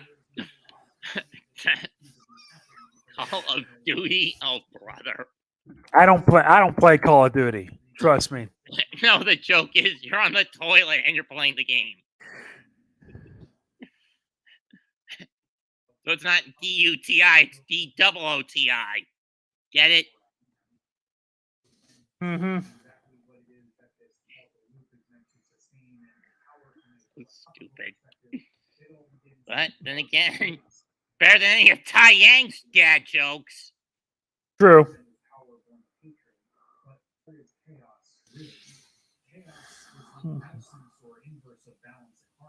Which the four crystals maintain, because there is a logic to harmony. All things exist together. Suffering through those in Ruby Chibi is a nightmare. On the other hand, does not operate on logic for a reason. Chaos is Funny skill issues. Chaos cares not for how. Chaos doesn't much of anything really except prayer. The retrospect fits on the original Final Fantasy, right? It's actually more on the original Final Fantasy, but also on its many ports. This is actually done by a YouTuber named Andrew Blewett, I think. I think Andrew only done Blue- the last time we Blewett. worked together. Yeah, I hope it won't be the last time because tomorrow I have to make a short reminding me of the Giants are 6-1. How long do you think it'll last before they collapse? And of course, Boone's back for another year. Oh, for fuck's sake. Can you, not remind me? Fuck Aaron Boone. His ass should have been fired after that embarrassing sweep. I feel embarrassed. I seriously feel embarrassed. So much so it's like a skill issue. I mean, at least with Showalter, I've got him on a leash based on a pattern of his past managerial track. Yes, I know. So I'm not going to get mad at him yet. Ball one. Like I did with Rojas. Uriel up. Reached on error. That got a run home in the first. Chops this one. Sosa's on. Fires to first. And this time it's take clean. Not to mention Monday's Halloween, and Monday's the only Halloween's the only day I can eat candy without consequence. Fillings. Cavity fillings? No, I don't have cavities. Oh. I don't have cavity. I haven't had cavities in years. I've been taking better care of my teeth, and I'm trying to make sure that I don't get cavities. That would Blood sugar suck. issue? No, I don't have any of that. I'm 100% healthy. Hell, when I was expected to get an appointment for bariatric surgery, it turned out I wasn't qualified because of my body mass index. Body mass index at 34. Oh. Yeah. Plus, I'm exercising a lot more because I kind of value my health. Oh. My base exercise usually just going out on my e-trike whenever I want to. I see.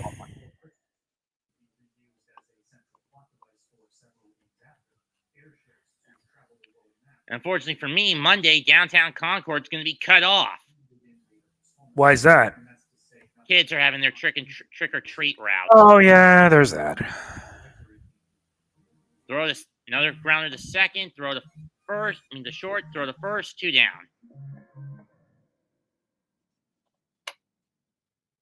Plus, my favorite stop for sushi is closed on Mondays because they need to get the supplies.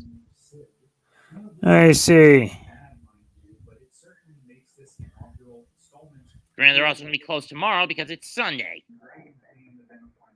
As for football tomorrow, I'm only getting two games on Fox, Panthers Atlanta, and because of national coverage, I'm getting San Francisco LA, not New York Seattle. But it's wow. Just wow. What? I'm getting LA San Francisco, not New York Yeah, Seattle? I know. Also, fuck you, Spanos. Huh? You don't know what that is, right? That's an old meme. Oh. Good news, 2017 just called. They want that damn stupid meme back. But in all seriousness, the Chargers are just nothing else. Ground ball to the hole, base hit. Up the middle. Finally. For Houston. McCormick. 2-out single. I don't know why he tried to bunt on that first pitch.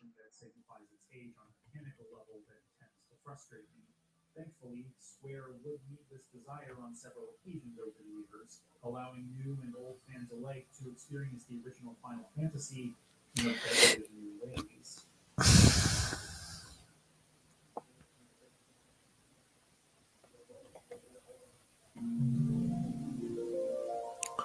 Here's Maldonado, who struck out in the second. The act of remaking an old game for newer hardware was nothing new by the start of You know, the first ever Final Fantasy game I actually played was the third one on the DS. Leap, and what a catch by Bohm! My first Final Fantasy was the 6th. Final Fantasy 6. Final Fantasy 5 may be my all-time favorite, but yeah, the fifth. Unfortunately, I basically gave up on the third game because I could never beat the Cloud of Darkness. I mean, Dude, you could just stick with the Pixel remaster version because that one's a bit more lenient. Yeah, well, I'm just saying. I mean, how did they expect you to? Even the devs, when they developed it for the Famicom, admit that big, jagged, crystalline dildo was a mistake of a dungeon. The Crystal Tower, yeah, that was a bigger issue. At least the Pixel remaster lets you like do quick save, so that way you could basically, yeah, you'll be fine. I mean, they should have introduced the save points and dungeons in the third game instead of waiting another game to do it. Mm-hmm. I mean, the only Final Fantasy game I've beaten is the DS port of 4. Yeah, but the DS port was bloody hard. Granted, it took me a bit to get used to the whole active time battle mechanic.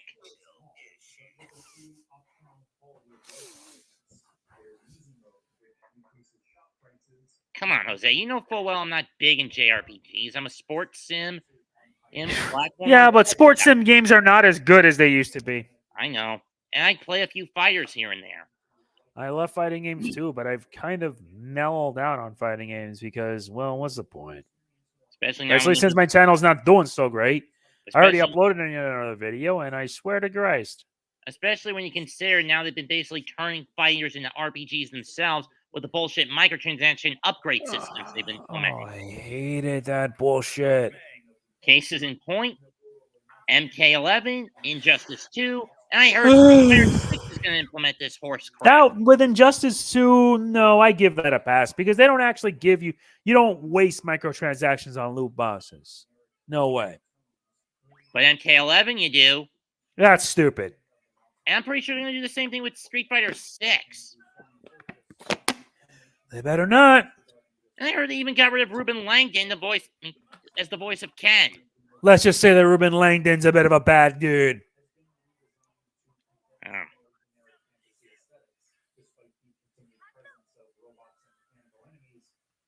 Have you found out who they replaced him with? Who? Have you found out who they replaced Ruben with as Ken? Who? I don't know. Neither do I.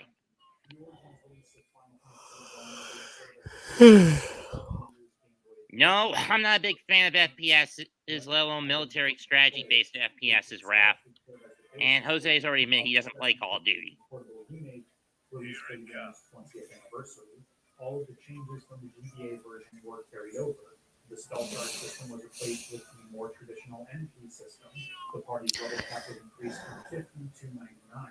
Enemies were rebalanced to accommodate. I mean, Overwatch has actually been my first FPS since GoldenEye. Anniversary release are all present here along with the I played regularly.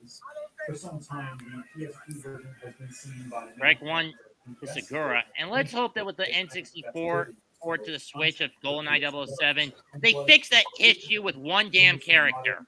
Oddball, or rather, odd job.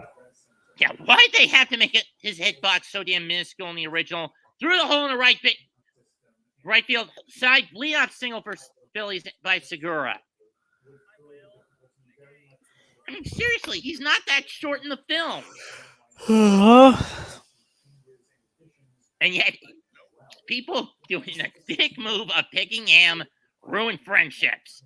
Fuck Mothering Odd Job. No, Mario Party is the game that ruins friendships, which is proven to be fact. Dokapon Kingdom. That's even worse.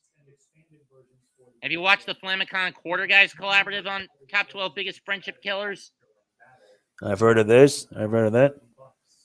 They listed Dokapon King, which is like Mario Party, Monopoly, and RPG all rolled into one. And Atlas, the company that made that game, even warned you it's a friendship destroyer on the damn box. What the fuck? But the game came in when it was ported to the Wii. When it was released on the Wii. Oh dear. Strike one. Mm-hmm.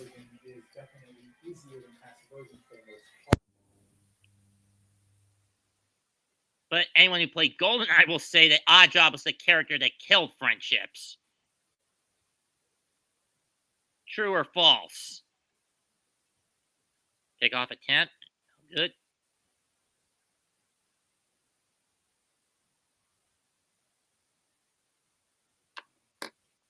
One ball, one strike. Leadoff man on with a single for the Phillies as they're starting to get some semblance of relevancy against Valdez. Phillies trying to fight their way back into this fucker. Veerling up. Swings and misses. Strike two at a curve. Come on, Philly. Wake up. Jose, you're muted again, by the way. I know I'm muted. Don't worry. To be honest, from what I understand, kind of dull. Gotham Knights is kind of dull. Oh, from what I've heard through the grapevine, Graph. And getting rid of the counter system from Arkham is kind of stupid. The overlapping insane pads.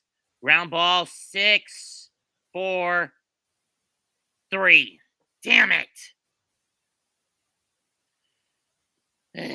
The fact that there's 4 overarching packs that basically lead to the same ending, kind of dumb. And I don't want to spoil the big thing at the end of the game. I've seen it. And it just infuriates me. And Jose would know what I'm talking about. Oh, I do.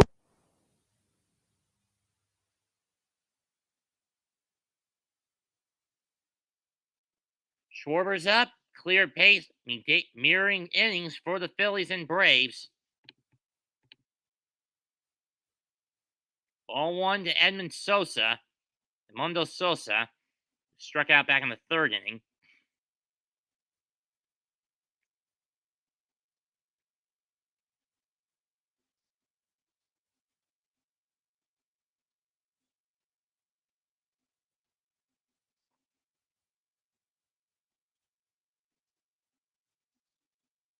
Ball two.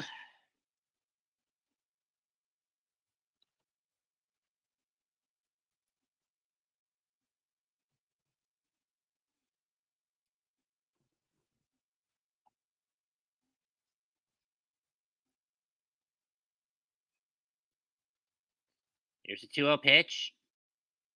Eats that one. Strike one.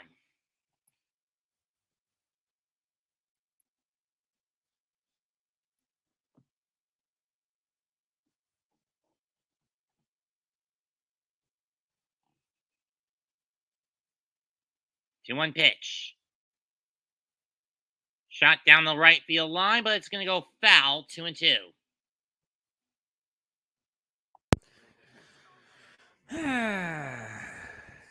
Top of the fifth and still nothing? Oh my freaking Christ. Well, This the is Phillies did get a embarrassing. single, but they got raced off with a double play. Now it's 2 balls, 2 strikes, 2 outs. Edmundo Sosa up, looking to get something back on that board on the diamond for the Phillies.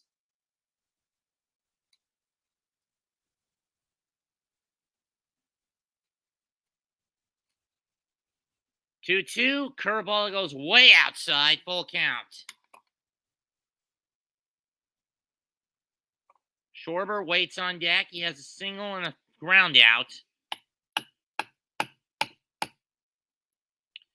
I swear, maybe we should have binge watched Where on Earth is whatever episodes of Where on Earth is Carmen Sandiego I could find on YouTube. That would be better than this. That would be better than this because, oh my God, I swear the Phillies are being such a mess. Let me guess. Did they forget the bullpen again? I need to know.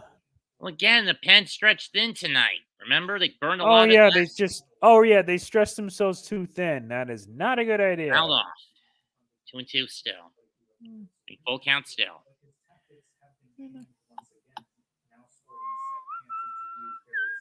You know, I've actually asked Mr. Dubes to do an acapella cover of the Where on Earth is Carmen Sandiego theme, and he said no because he finds it ear grating.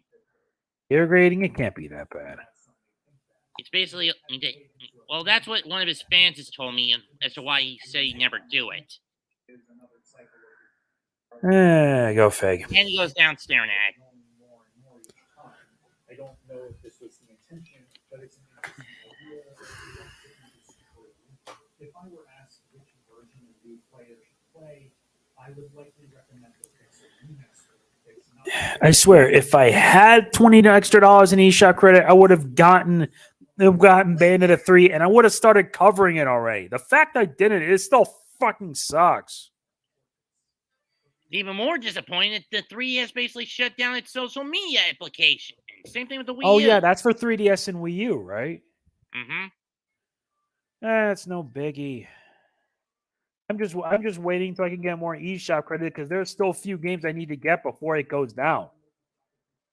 Especially Kirby's Extra Epic Yarn. Yes, I'm actually getting that because why not?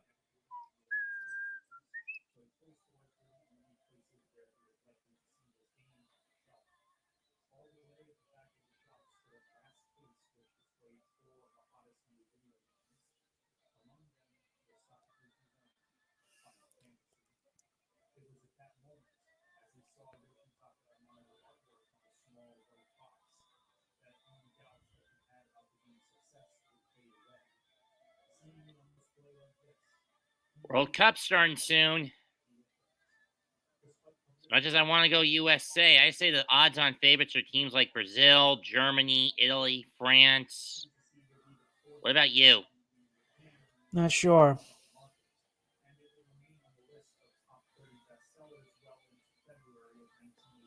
If it was a women's World Cup, I'd say US. But since it's the men's, I don't know. Know what I mean?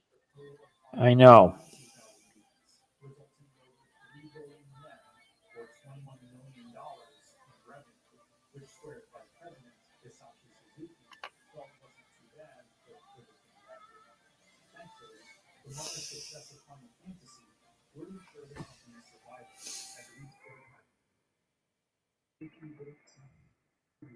Again, when it comes to wrestling, I'm a little pissed that the WWE's given Logan Paul an undisputed Universal title shot. If he wins, it's Armageddon. Wouldn't you agree, Jose? Yeah.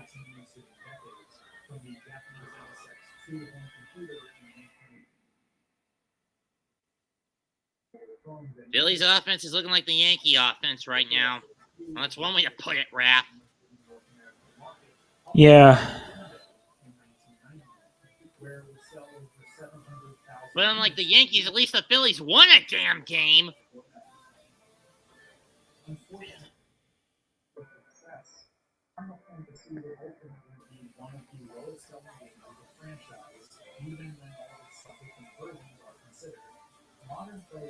Let's see. Altuve leads off against Wheeler, who's thrown 53 pitches tonight, threw 4. Strike 1.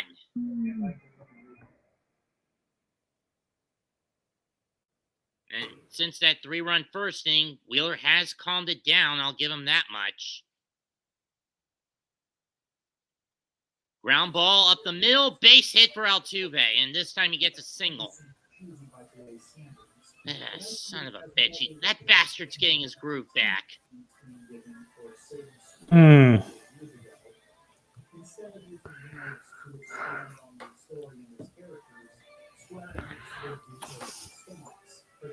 Son of a dog fuck.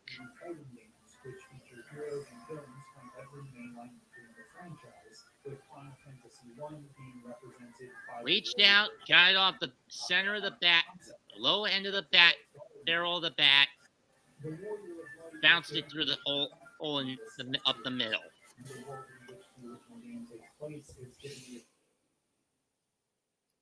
It must be noted that none of the creative team for the original Final Fantasy had any involvement in the city, Looks like the Rocks are going into the Phillies trick-or-treat bag tonight.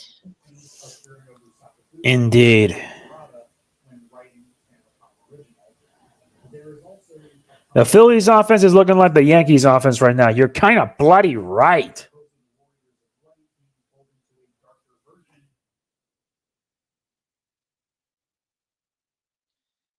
First pitch to Pena. Strike one.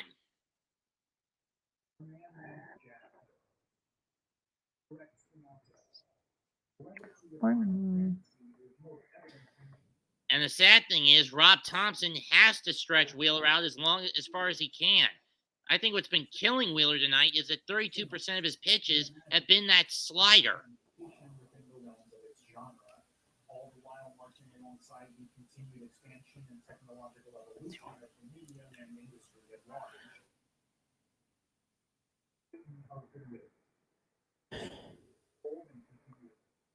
A 1 pitch. Pena fouls that one off. 0-2. Final Fantasy and Square, now Square Enix, have become indispensable, as well as one of the largest third-party developers in the I swear, if Philly's gonna screw up in game 2, what makes you think they'll do it even further in the later games? I swear it. I don't know, but again, like we said, with this team, it's not about how hard they hit that ball. It's about how hard they can take the hits and keep going. I know.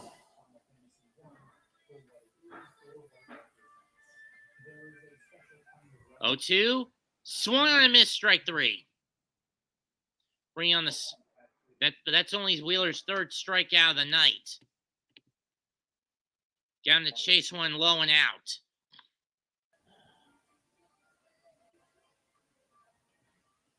With the success of Final Fantasy, Aaron Murphy would rest easy, knowing that he had cemented his place in game development. For years, he had learned to develop role-playing games like those that had inspired him to pursue his career path. And thanks to the success of Dragon Quest, Alvarez has the RBI double that more or less was one of the catalysts to this and into the lead for the Astros. Stares at the first pitch, ball 1, low and out. in order to find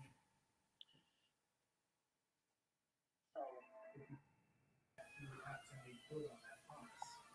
But with Final Fantasy's story wrapped so tightly by its conclusion, Sounds like my mom's home. follow up on it, Ground ball.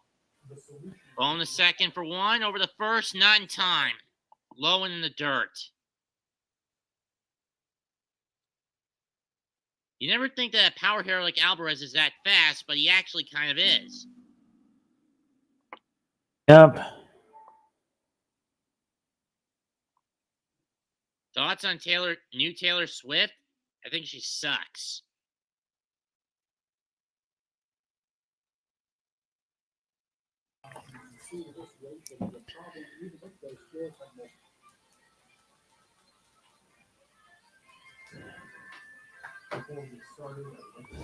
What's Dusty? Oh, wait a minute. I think Dusty's trying to challenge something at second. I've never seen the new Taylor Swift, Jacob, so I have no comment.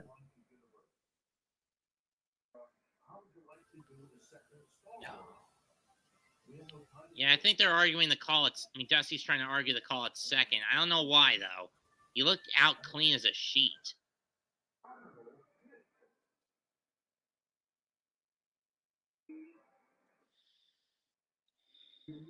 What was Dusty arguing there? I have no idea.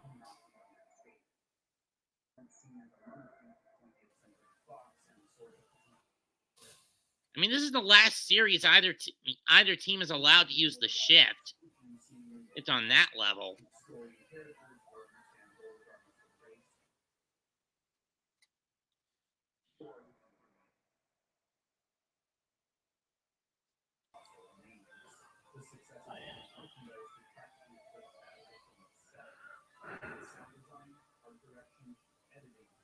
So what the hell's going on? That's what I want to know.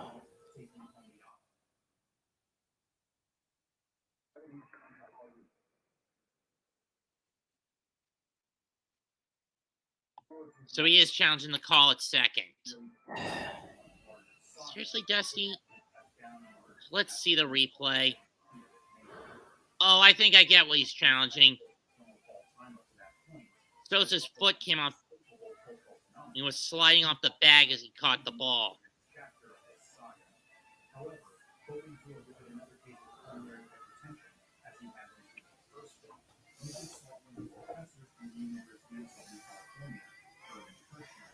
I can understand what he's saying, why he's challenging it.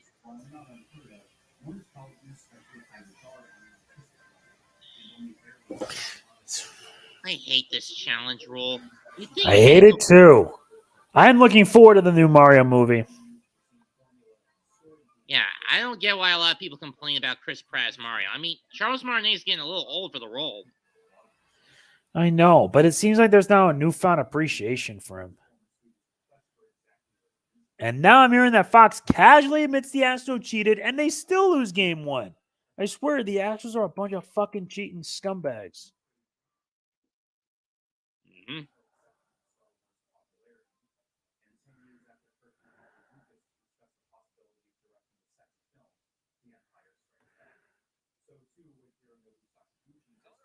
I think it's going to stand 2. What's the call? What's the verdict? Thought so. There wasn't really that big of a case to change the call. I mean, people panned Chris Pratt as Mario, but praised Jack Black as Bowser. Jack Black is going to steal the show. I don't care. Hold on, let me get some water. My throat's getting a little clogged up.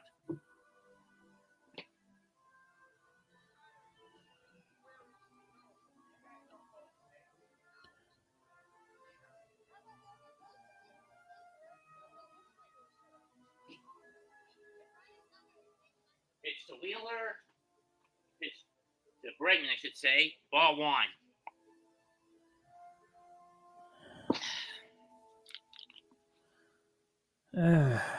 Already at the bottom of the 5th, and it's turning into a mess. Excuse me. Tell me about it. Ball 2. Maybe we should have done Green Bay Buffalo tomorrow night. Yeah, but tomorrow I'm streaming RE8. I knew that. I know that. Even if you weren't, it would have been a stomp regardless. Wouldn't you agree? Yes. I think all 4 games I'm going to get tomorrow are some level of a stomp. Bregman drives one to deep left center field. That ball is gone. Bregman blasts one in the left center. It's 5-0 Houston.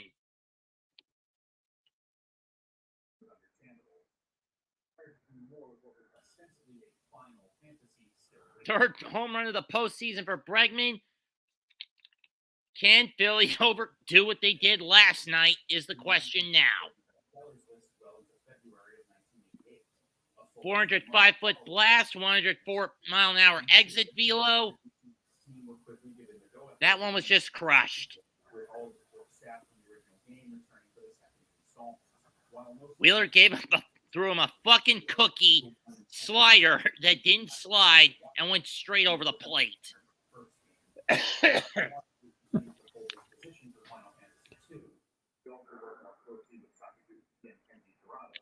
Ball 1.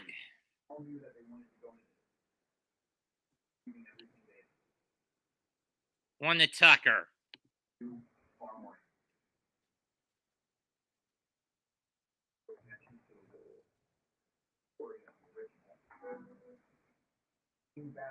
Ball 2.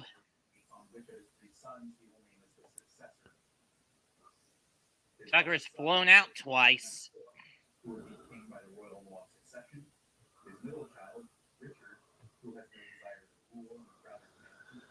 mean, seriously, Philly, what the hell? Philly is collapsing, and all I'm trying to do is figure out what the hell's going on. Did they just look at the Yankees and like, how can we be even worse than that?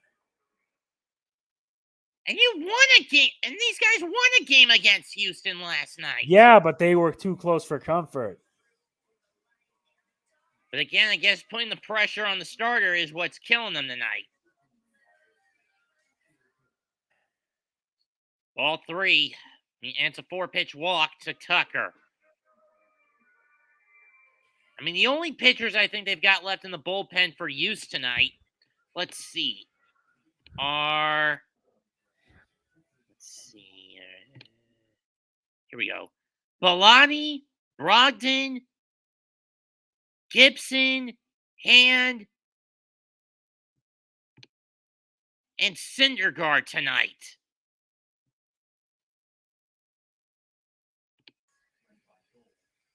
That's all Philly's got left for use out of the pen tonight. Gurriel, swing and a miss, strike 1.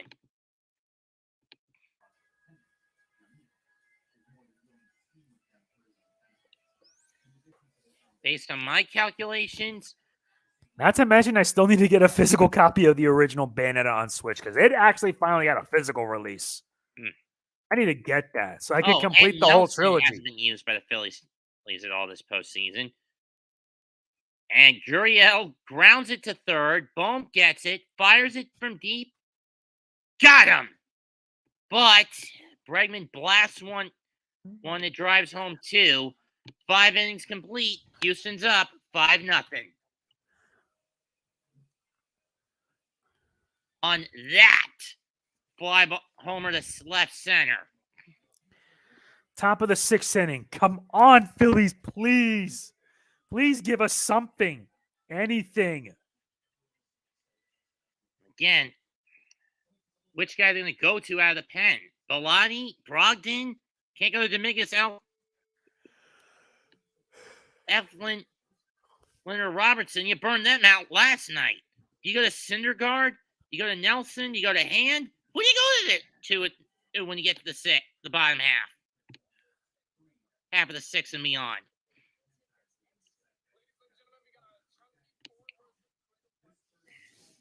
Yada da zay.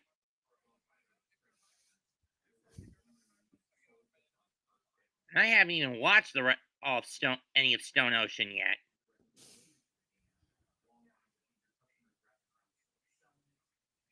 All the JoJo I have been able to watch has either been on Pluto or Tubi, and it only goes up to part 5. And it's all in the Japanese cut. Yep.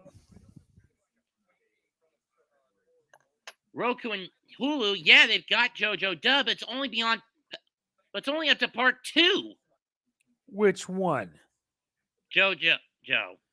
Phantom Blood and Battle Tendency. Right. Roku TV and Hulu have those dubbed, but only up to part 2. Everything else is subcut. And as I mentioned, both Tubi and Pluto have parts 1 through 5, but it's all subcut.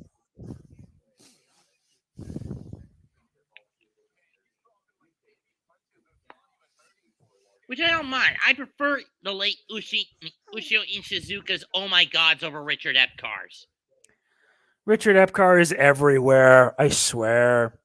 A voice actor, he's also a writer, since I found out a few weeks ago on Twitter that Richard Epcar did some work on Transformers Robots in Disguise, the 2001 show. He actually wrote like 13 episodes and did some voice work. That doesn't surprise me since he was also doing Digimon at the time. Wait, which season? Digimon season 4? He was in Digimon seasons 1, 2, I think 3, maybe a bit of 4, but that's about as far as I know. I swear, this guy is everywhere. And my hint, Most of his Digimon work I know of is from seasons 1 through 3.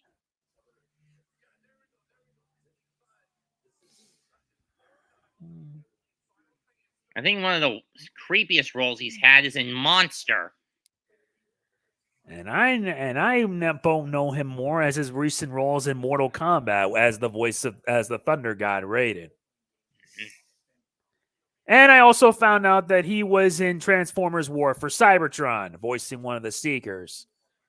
And I literally don't have the right words. Those are Decepticons, right? Yep, they're Decepticons. Top of the order for the Phillies, they'll start with Schwarber, who does have a single, but no Schwarbomb.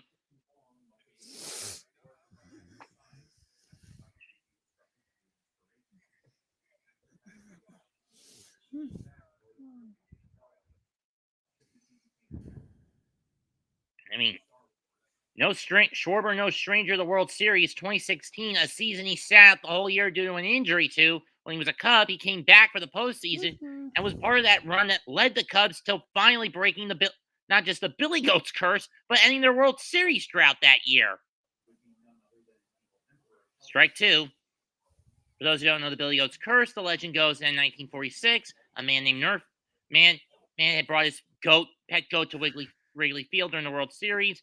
Cubs fans were complaining that the goat was leaving its crap all over the venue, kicked him out, and he basically cursed the Cubs, saying, as long as I will never forget what he had done, and as long as this lives in infamy, the Cubs will never make the World Series ever again. And up until 2016, that curse held in effect.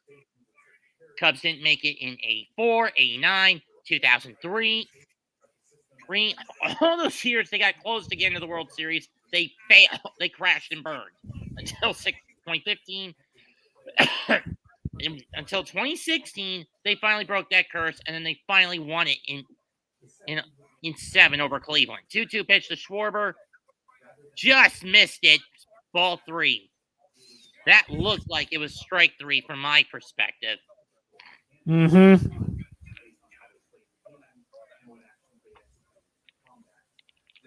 That was close.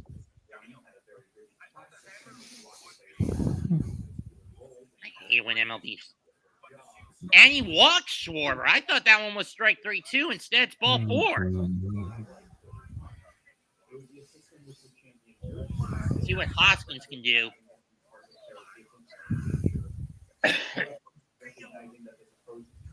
Do you find it weird that the guy who voiced Squidward was also the voice of the Chief in Where on Earth is Carmen Sandiego?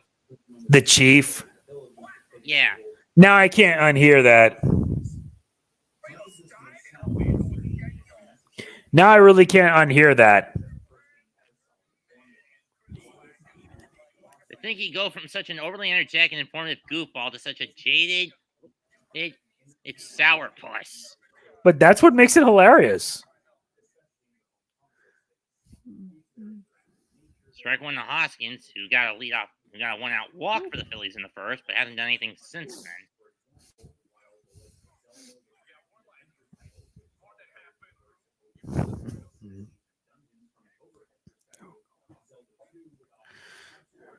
Swing and a miss. Strike 2 by Hoskins. I mean, seriously. I wouldn't have swung. I would try to check swing on that one, not a full swing.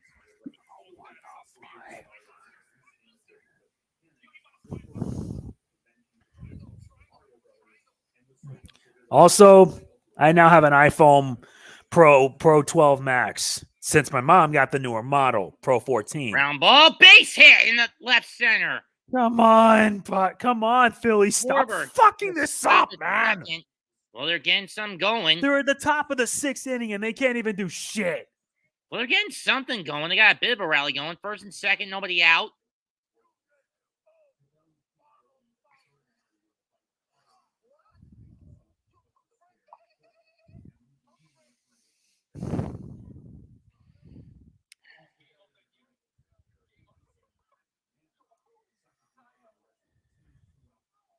Come on, Philly.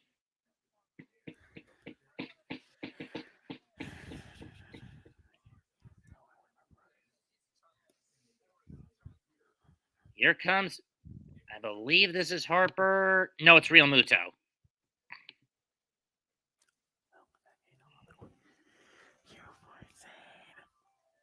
He struck out and grounded out.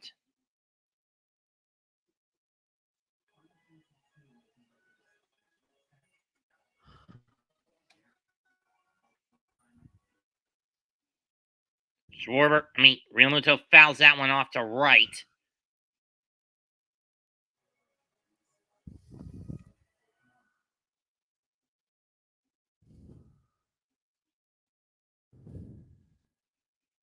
A little late on that cut by Real Muto, and it came off the top of the barrel. Hector Neris warming up for the Astros. I'm surprised they're using him again tonight. That one's bounced 1-1.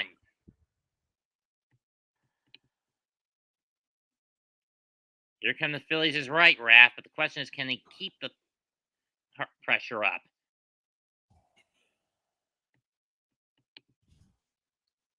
"90 pitches for Valdez.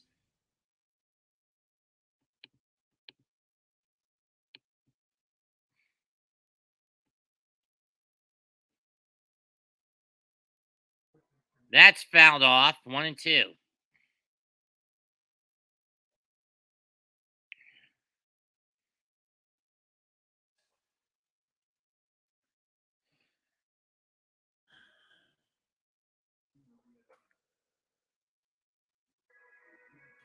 Tonight, Phillies 1 out of 8 with runners in scoring position. I don't even remember them getting a runner to second. I think that should be 0 for 8. But that being said,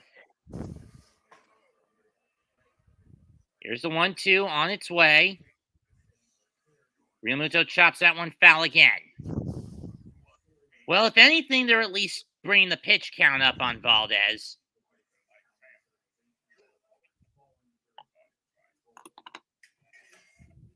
If that count gets over 100 this inning, Valdez is not coming out for the 7th.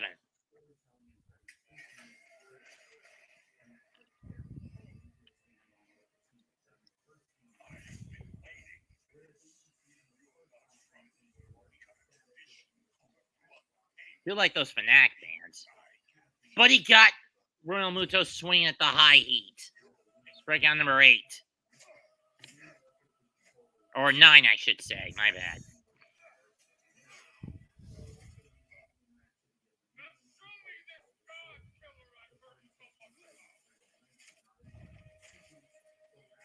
Sinker, curve, where the hand twitches a little bit.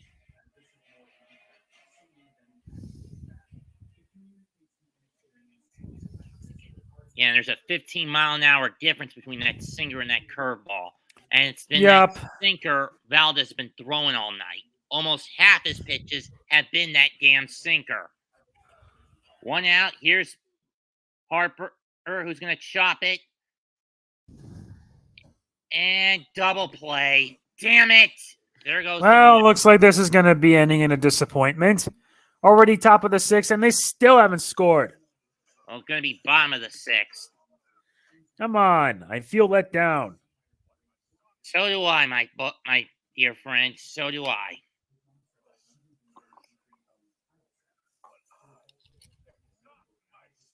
Let's face it. Late teens, early 20s, Astros have become the modern era Yankees. The only difference is where the Yankees use roids, the Stros have been using fucking trash cans to get the dirty wins. Know what I mean?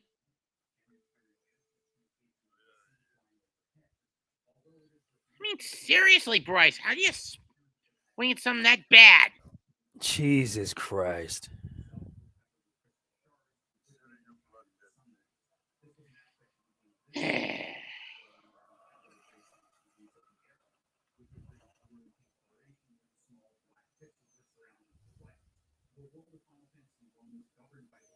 Think, Bryce, think. What will you have after 500 years?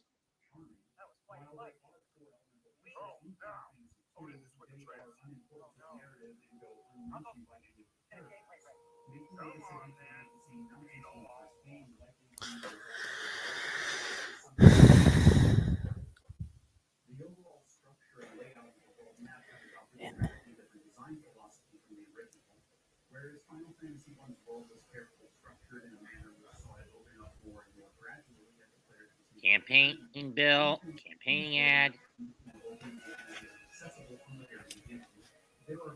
By Citizens for Sandy.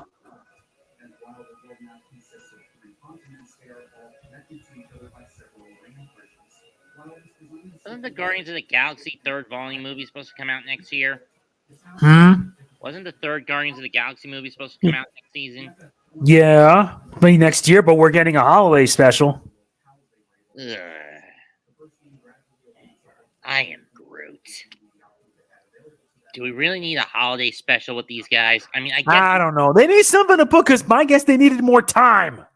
And plus, probably James Gunn's going to be moving on to DC after, let's see, after Guardians 3, he's moving to DC.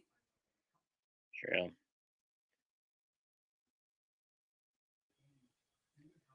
Yeah, I mean, if he can pull the magic off he did with the Suicide Squad, the second version, not the first, the DC Cinematic Universe will be in better hands. Am I right? Mm-hmm.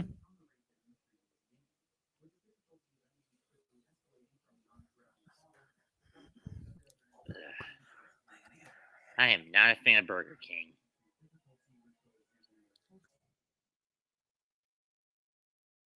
Never again will I buy an Impossible Whopper. Never again. And it's going to be Andrew Bellotti pitching in place of Zach Wheeler.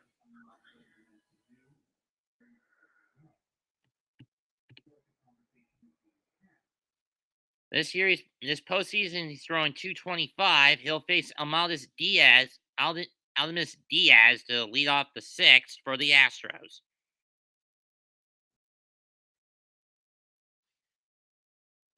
Trust me, Jose, I promise you. If the rest of the series is this bad, I won't need to call you in because I'm not calling the rest of these games. Ball one.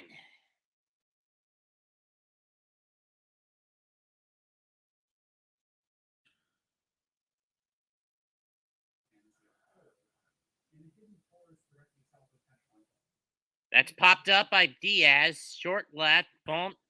Coming on, but then he's called off by Sosa. One down. Down on the edge of the outfield grass.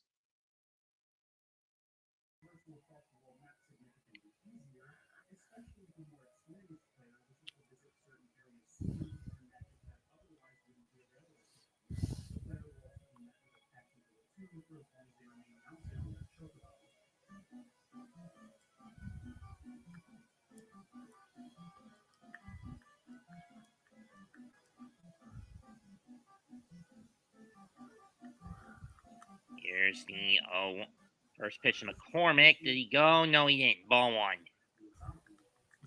So Wheeler's done after 5 innings of work, striking out 4. Was it 3? 3, walking 3, giving up 6 hits, 5 runs, 4 of them earned on 69 pitches. 41 strikes. 1-0 pitch, strike 1 from Bellotti. Ian McCormick.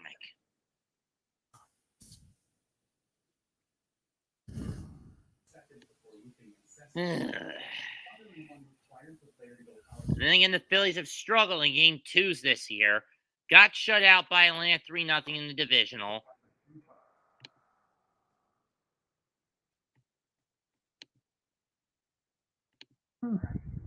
Oh, wrong button.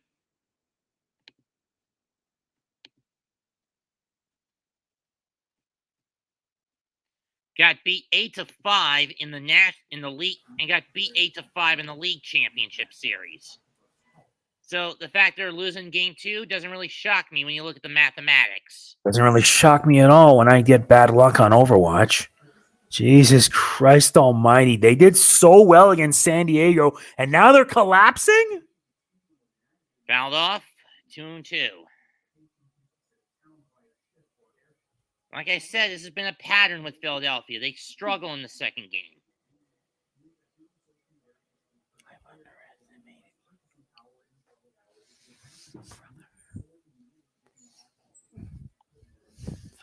Whereas the Astros, on the other hand, has been clear-cut. They've dominated in the second game.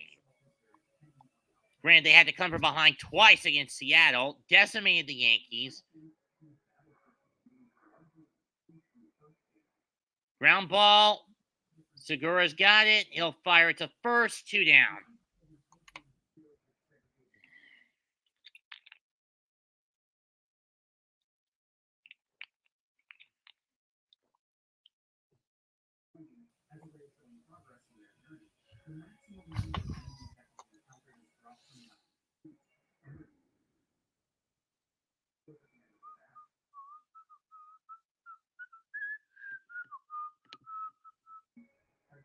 The new God of War game is going to be epic. You're damn right Ragnarok's going to be epic. It's already gone gold. I've seen previews. I am ready. I will be streaming it. And on November 1st, I'll be streaming God of War 2018 in prep for it. Swing and a miss, strike one. Do you think they used the Thor inspiration for Ragnarok from Fat Thor from Endgame? Use Fat Thor as the inspiration for Ragnarok Thor? Because seriously, Thor in God of War has let himself go.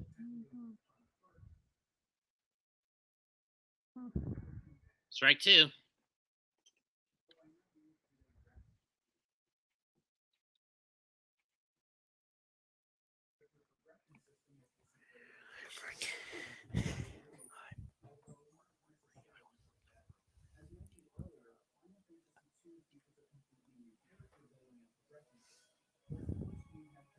I wonder if Grumpy Cat's ghost is looking at us saying, calling the World Series, you guys suck. Yes, indeed. I wouldn't be surprised if that's what she's thinking. That's my thought, too.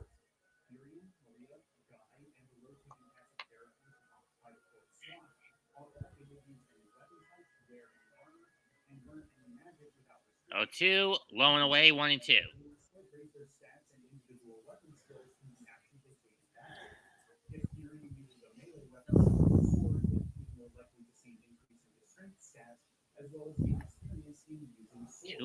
Two and a half hours in, and we're not even 2/3 of the way through this motherfucker.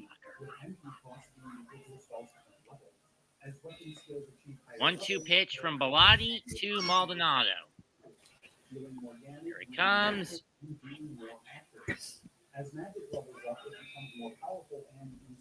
Got him.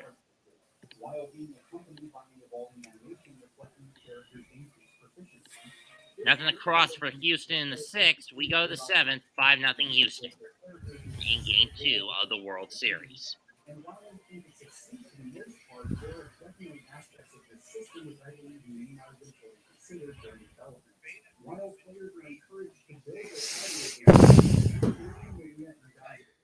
Accused. And it looks like Notre Dame beat Syracuse. Guess they must have won one for the Gimper after all. Who's the Gimper? It's, the old saying, win one for the Gipper. Was that from Rudy? No, that was from, I believe, Ronald Reagan. Oh. Yeah, it was a political slogan. And it was used in the 1988 National Convention for when Reagan told his vice president, George H.W. Bush, George, go out there and win one for the Gipper. That was basically with Notre Dame. Oh. And of course, we all know how corrupt both Bushes proved to be. They weren't that bad. To me, W basically sent us. Oh yeah, don't remind me of that. I know. And he kind of was ultimately be responsible for the 2008 recession. And now top of the 7, and I feel like I'm giving up right now because holy shit, this is so bad. Oh, man. Seriously, what's the point of us reacting to the game? It's going to end in disaster because Philly cannot do a damn fucking thing. You're thinking that's fucking right. Come on, man. I just like to suffer through this shit. Trust me, we all do. Remember what I always say, reality is full of horseshit. You're used to seeing all your expectations crushed. True. Is this the series where Philly's voodoo magic finally runs out? Who knows?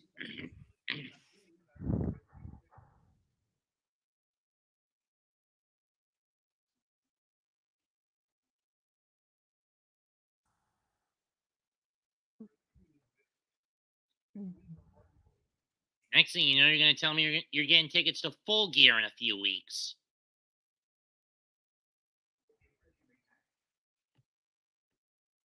Uh-oh. Unstable connection again.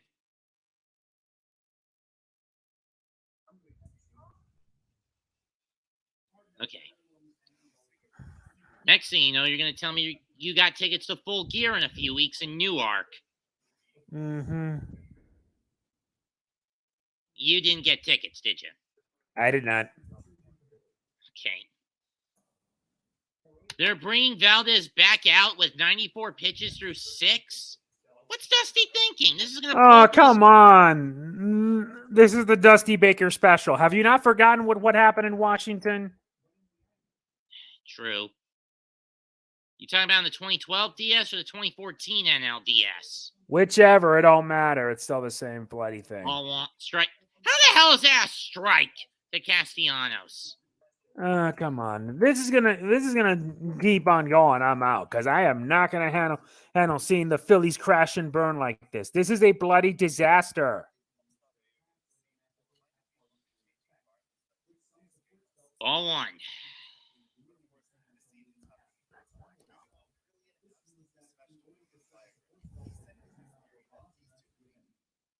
This is getting fucking ridiculous. That's fouled off 1 and 2.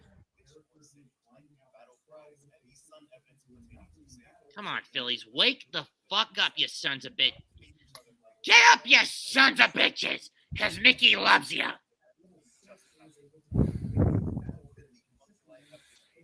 I can't do the Gold Mill voice anymore. Lowing on the dirt, ball 2. Or, yeah, 2 and 2. And now it's Rafael Montero, a former Met, warming up in the pen for the Astros. One of the worst arms the Mets ever picked up out of their farm system. That's fouled off. If this keeps going, I'm probably not going to stay around because, my God, this is such a travesty. 7 issues, and they've done nothing. Valdez World Series start, Game 1, 2021, 5 runs given up. Game 5 of the 2021 series. He's 2 2/3 innings, 5 runs given up. Tonight, 6 innings, nothing coughed up. What the hell's going on with this son of a bitch? Fouled off. Still 2 and 2. And he just threw his 100th pitch. Dusty, get his ass out of there. Give the Phillies a fighting chance and keep this bastard off the mound for a while, will ya? And to be honest, who knows how many more timelines there are out there. This is where the conundrum comes in. One is Braves free trailers and the Bayonetta that we know and love. Gets the sign from Maldonado. 2-2 pitch. Bounces in, full count. One in the Bayonetta free trailers all this time that we've seen who just changed her hairstyle for this game and is the same one from after the events of Bayonetta 2, while Brave Cereza is somewhere still out there. I miss Joe Buck in the commentary box for baseball.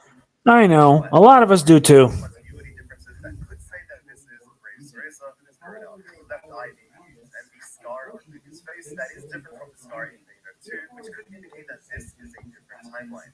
So payoff in the left center. That's going to go to the gap. Castellanos is going to bolt for second. He's going to stop there with a double.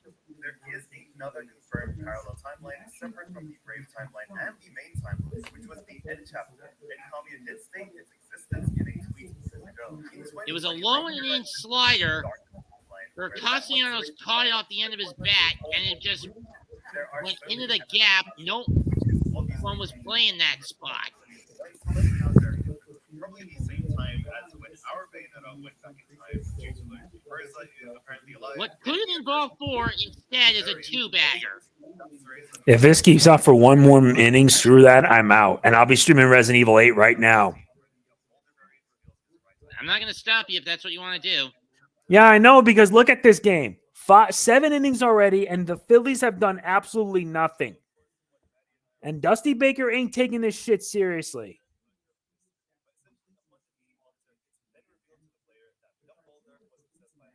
Really need that 20-second Loan Depot commercial?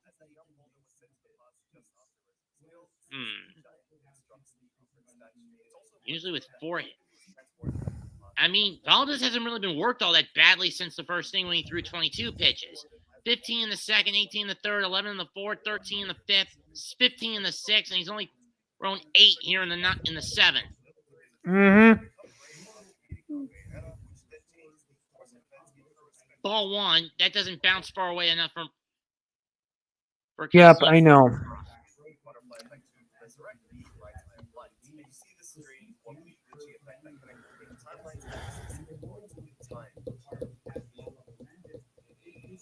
That's why my hands are like this, because I am frustrated. They're not doing anything. This is just so bad. And I'm reminded over how bad the Ground Phillies ball, were in 2020. Pena will just go to first, and Castellanos moves to third. So at least he'll get something out of it if they get another out. Yeah. And it looks like Dusty's finally going to take the ball from Valdez after 6 2/3. 6 1/3, I should say. In comes Montero.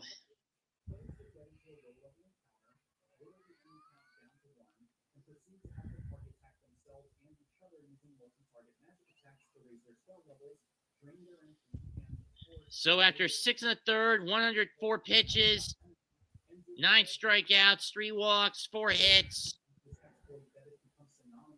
Framber Valdez is out of the game.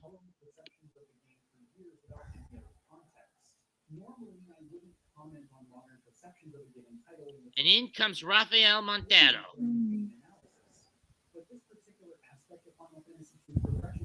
At least he's doing better than how he was in the Mets. He actually, the Astros got him off the Rangers after the Mets shipped him out to Dallas. Wow.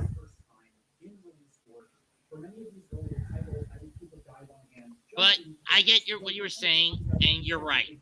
But then again, he was a glorified bullpen arm, and I don't know why Terry Collins and Fred Wilpon tried to push him as a starter. It never panned out. Doesn't work.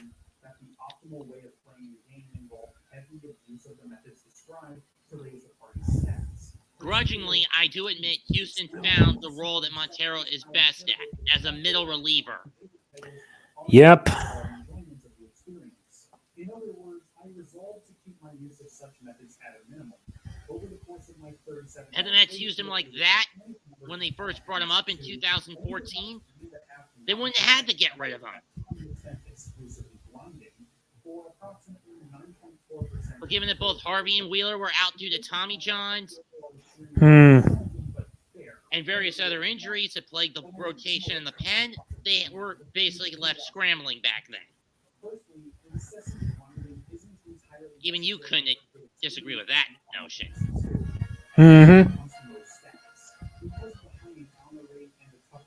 Granted, neither the Mets or Yankees were all that good back in 2014.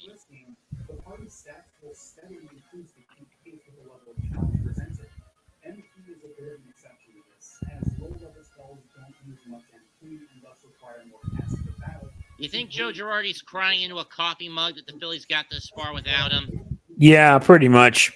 To be fair, he was screwing things around. Yeah, he never fixed the bullpen. At least Thompson got patched up. Am I right? Yep.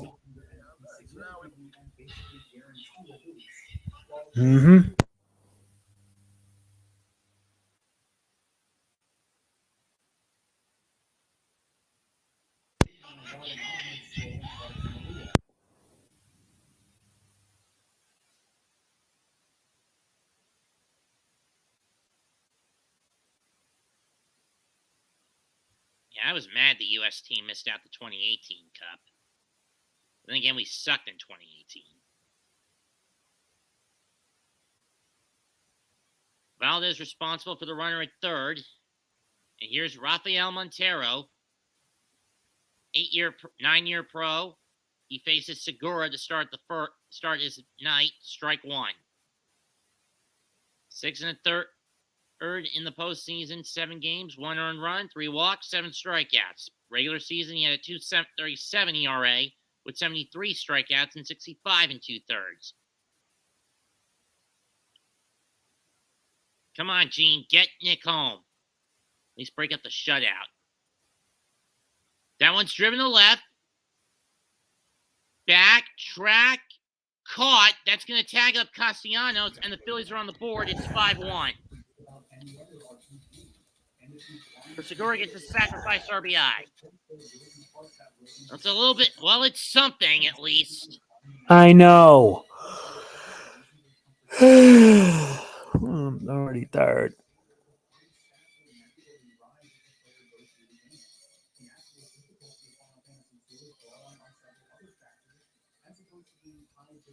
Bullpen in the postseason by situation. Runners on, 1 out of 33. Runners in scoring position, 0 of 16. Runners in scoring position, 2 outs, 0 of 13.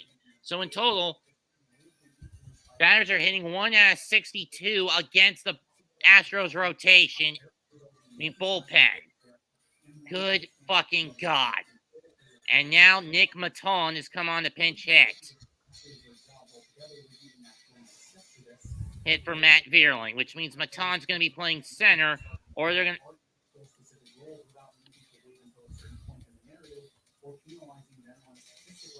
Or Maton, however you pronounce it.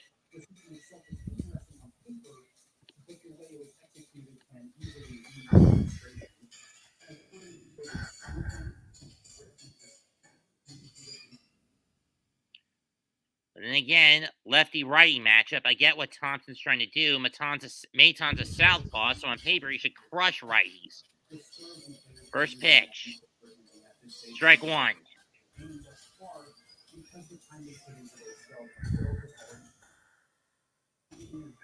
And don't worry, Jose, I'm not going to sing at the stretch this time. If there's nothing changing after by the eighth inning, I'm out because I gotta take garbage out and I gotta do work to start the stream for RE8. Don't blame you, and I won't stop you. I know. It's just that I expected the Phillies to do better, but instead they just crash and burn. And it's lined and caught by... What's the third baseman again? Bregman. And that ends the seventh. We go to the stretch. Phillies did get one on a hit, and nobody stranded. 6.5 down, 2.5 to go. 5-1 Houston. 5-1 Houston. That's it. Jesus Christ.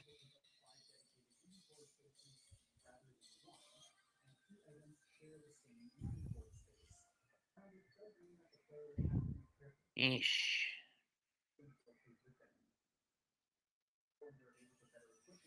Essentially, that sack fly is a damn garbage run. Mm-hmm.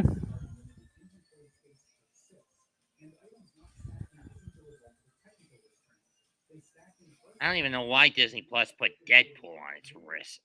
I don't know.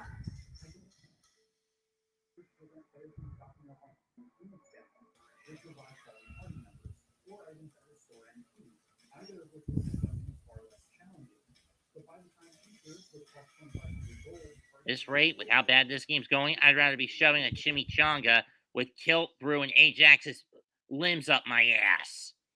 Mm-hmm.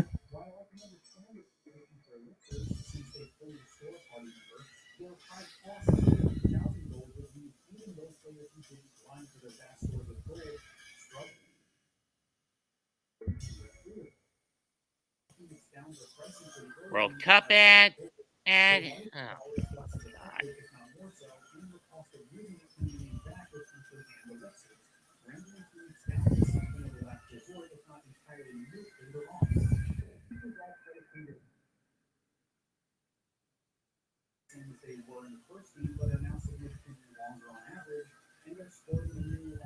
Why did they make Danny DeVito the Jersey Mike spokesperson?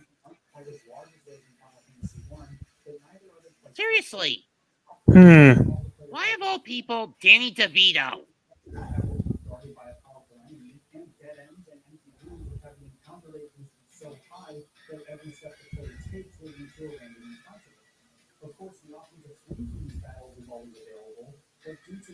I don't go to Jersey Mike's all that often. Do you? I'll take that as a no. Yeah. But then again, I don't think there are a lot of Jersey Mike's up in New York City. Are there? Not really. Yeah, they're more plentiful down south. Even though, ironically, they started in Connecticut. Did you know that? Yeah. Oh.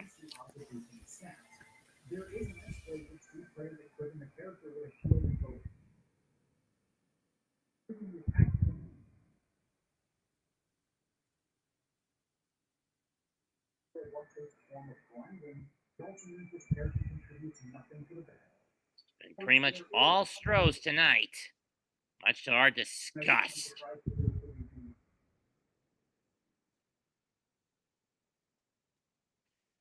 Tomorrow Monday we're going to find out who gets tricked and who gets the treat of taking the 2-1 series lead.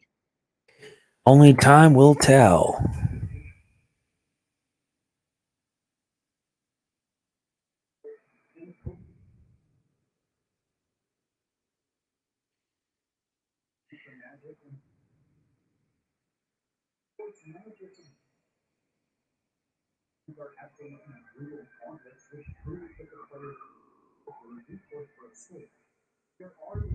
Connor Brogdon will now pitch the 7th for the Phillies. He'll start off against and he'll face the top of the Astro order of Altuve, Pena, and Alvarez.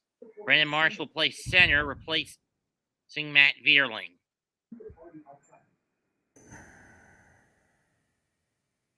Brogdon was predominantly a setup man for the Phillies this year, hence he only threw 44 innings in the regular season. Strike one to Altuve as he swings and misses.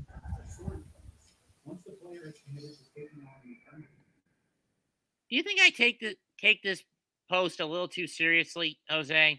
I don't know.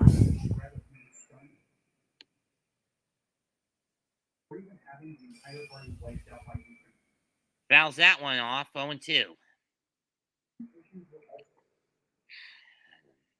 First 6 games, Altuve was hitting 4 out of 37. Tonight, 2 out of 3, which has bumped his batting average this postseason to 150. From 108 to 150.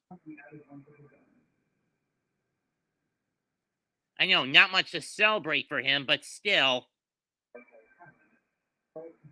True. 0-2, chop foul again. Phillies, do something, damn it.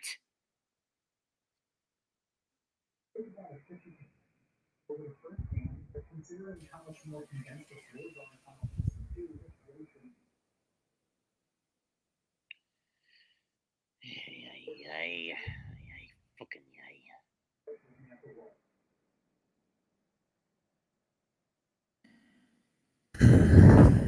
drive, base hit in the right for Altuve for a single. He's 3 out of 4 tonight. Son of a bitch.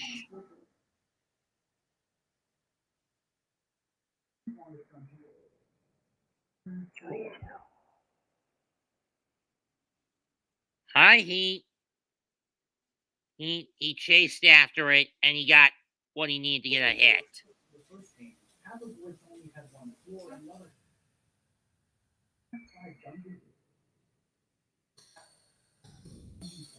Bottom of the 7th, and despite getting a run, the Phillies are doing nothing. Oh my God. You want to hop out now? Be my guest. I know. I may as well, because I got stuff to do and I got a stream to prep up. But thanks for having me on anyway. Hopefully Game 3 does not let us down.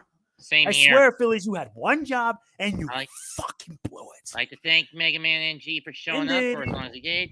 Yeah, because it's torture. I mean, seven innings and Phillies do nothing. This is embarrassing. Yeah, I get it. I'll see you on the other side, Jose. All right, later. Well, gonna do the rest of this one alone unless you want to tag in, Raph.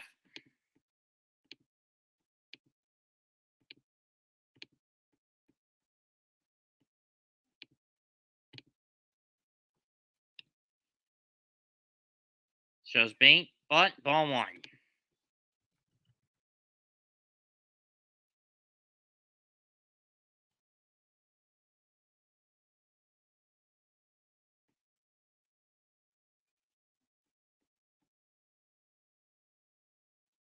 Dusty Baker knows what it's like to win a ring as a player, as he won it in '81 with the Dodgers, but he's yet to do it as a manager. Swing and a miss, strike 1.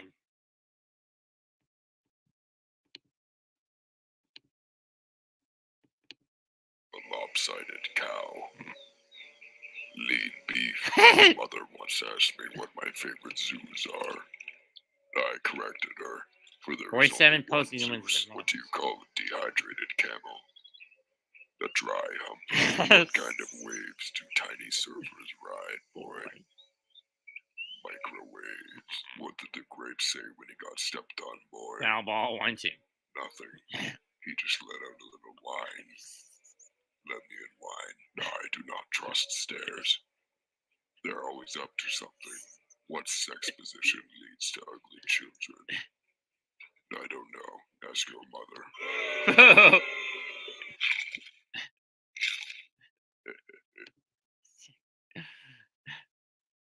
Most wins with no World Series titles, 2093. That's Dusty. 1-2 pitch to Pena.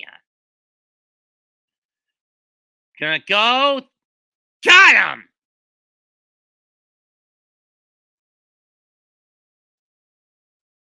But the Astros already burned their challenge.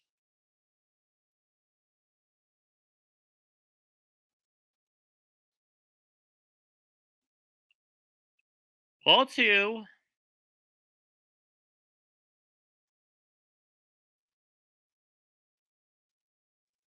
He's clearly out.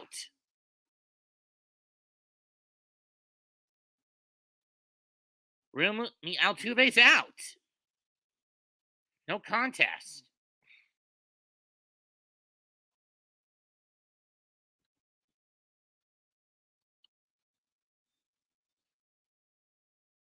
Two. Pena flies that one to right center. March calls off Castellanos. 2 down.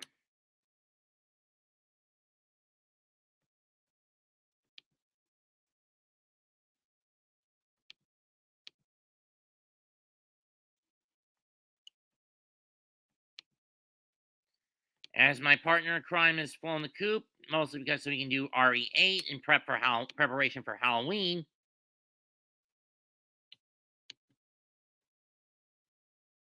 I'm going to do the rest of this game solo. Yordan Alvarez is up.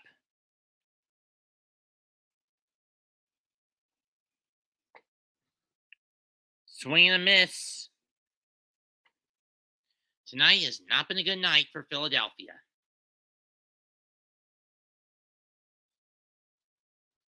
4 hits for the Phillies, 9 for the Astros. 7 for the Astros. 3 strikeouts against Houston, 9 against Philadelphia. Strike 2, high and in.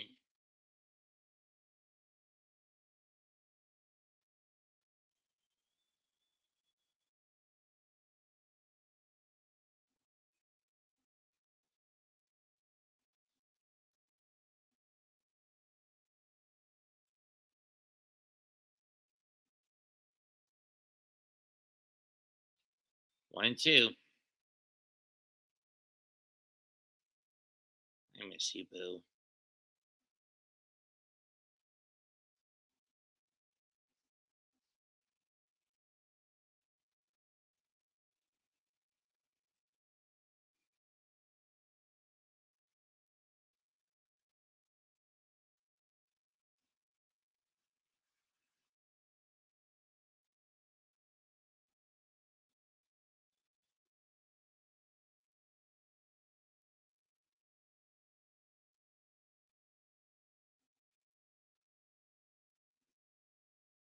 Got him swinging. That ends the inning. So no runs, a hit, and nobody stranded for Houston in the 7th. We go to the 8th. 5-1, Houston.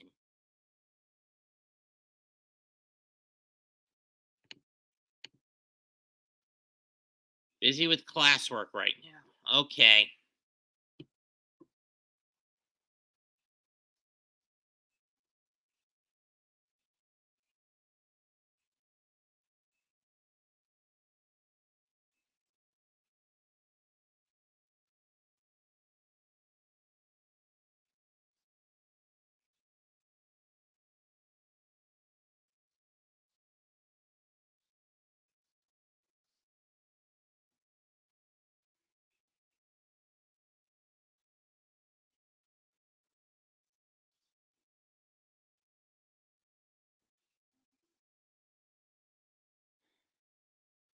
Poor Boo.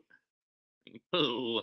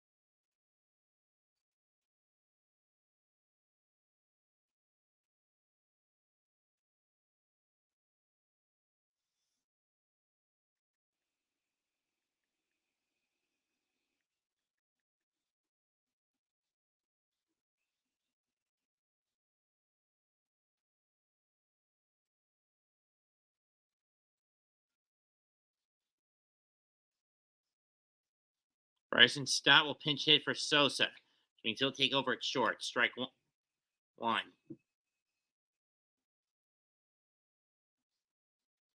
Game 1, he walked twice and struck out twice.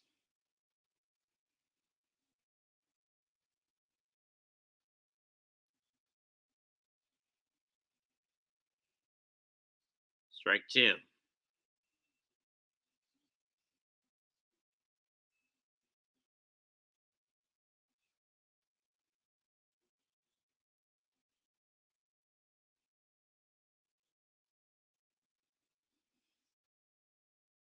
Foul tip. Foul ball. We'll do it again as it fell out of the glove.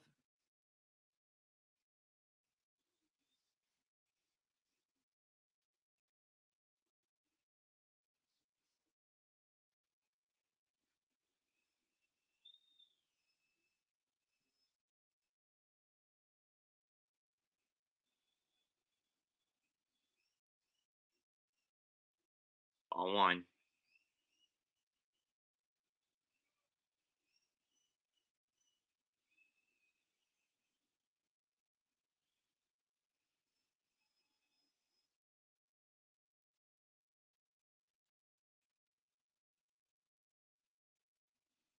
Ball 2.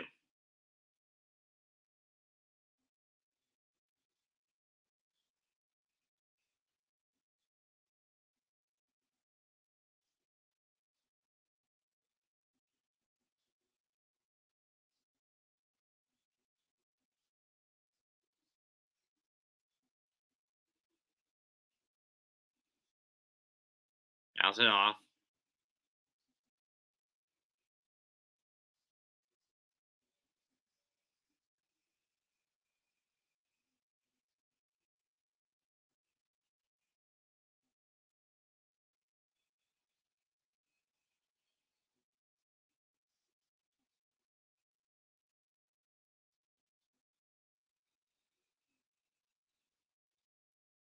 Two is pop foul again.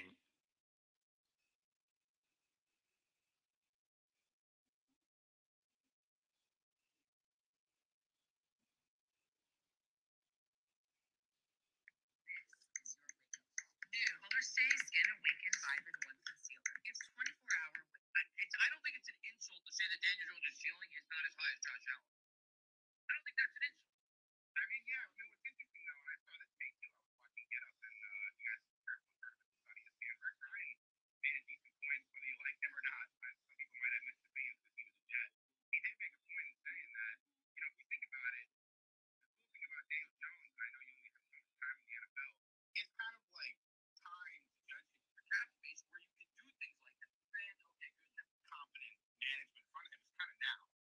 Swung on and foul. Yeah, it's kind of.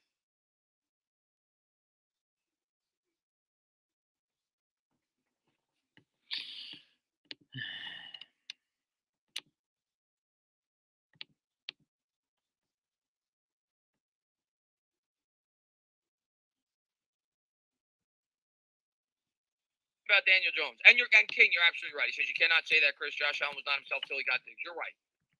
He doesn't have his digs yet. You're right. And maybe Daniel Jones does look like Josh Allen when he gets his digs, if he gets his digs. Hopefully he gets his digs. I'm praying he gets his digs. Here's what I'll say about Daniel Jones. And I am convinced now. Daniel Jones is confident. I did not feel that way with Daniel Jones really up until this year. Like, he is confident. He's confident at the line of scrimmage. He's confident in terms of his pocket awareness. He just looks like a different quarterback. In terms of just the little things. He's a different quarterback. I'm there. He looks so much more confident than he ever has. And what's nuts is you'd think he'd be under the most pressure. John, I haven't said it in months. This is pretty much his make or break year, but yeah, I think that kind of speaks to the coaching. I mean, no one's got anything to say about the coaching anymore. I think we've confirmed. Ball two. Yep, this Ball management three. structure, because I consider management, head coach, GM. These are the guys. So I mean, that makes it easier. I had a question about the Jerry Jeudy thing. And kind of Wilson. Payoff from Montero. Ball four. And Bryson Stott gets on with a leadoff walk.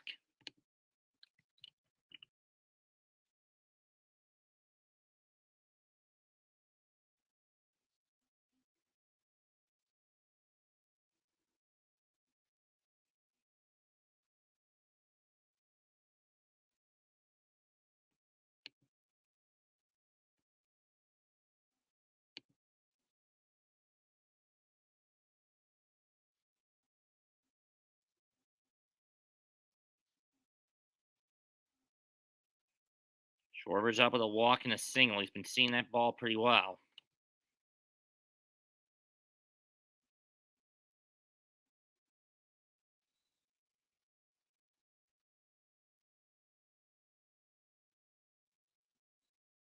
Ball one.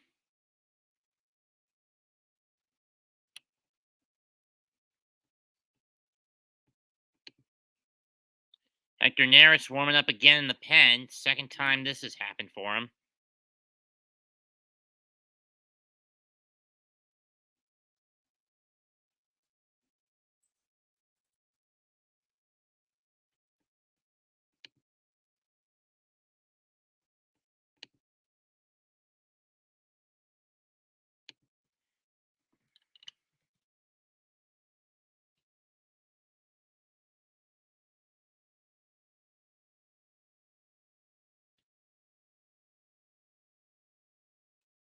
No pitch to Schwarber. Ball two. To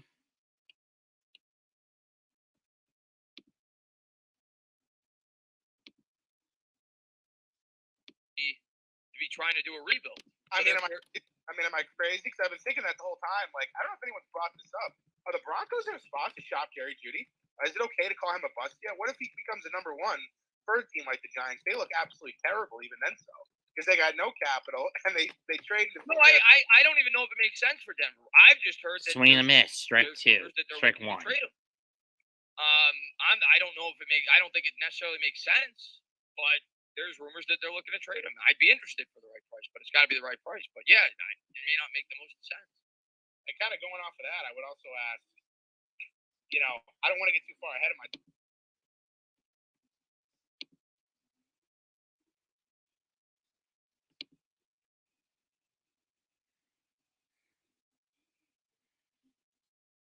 Strike two.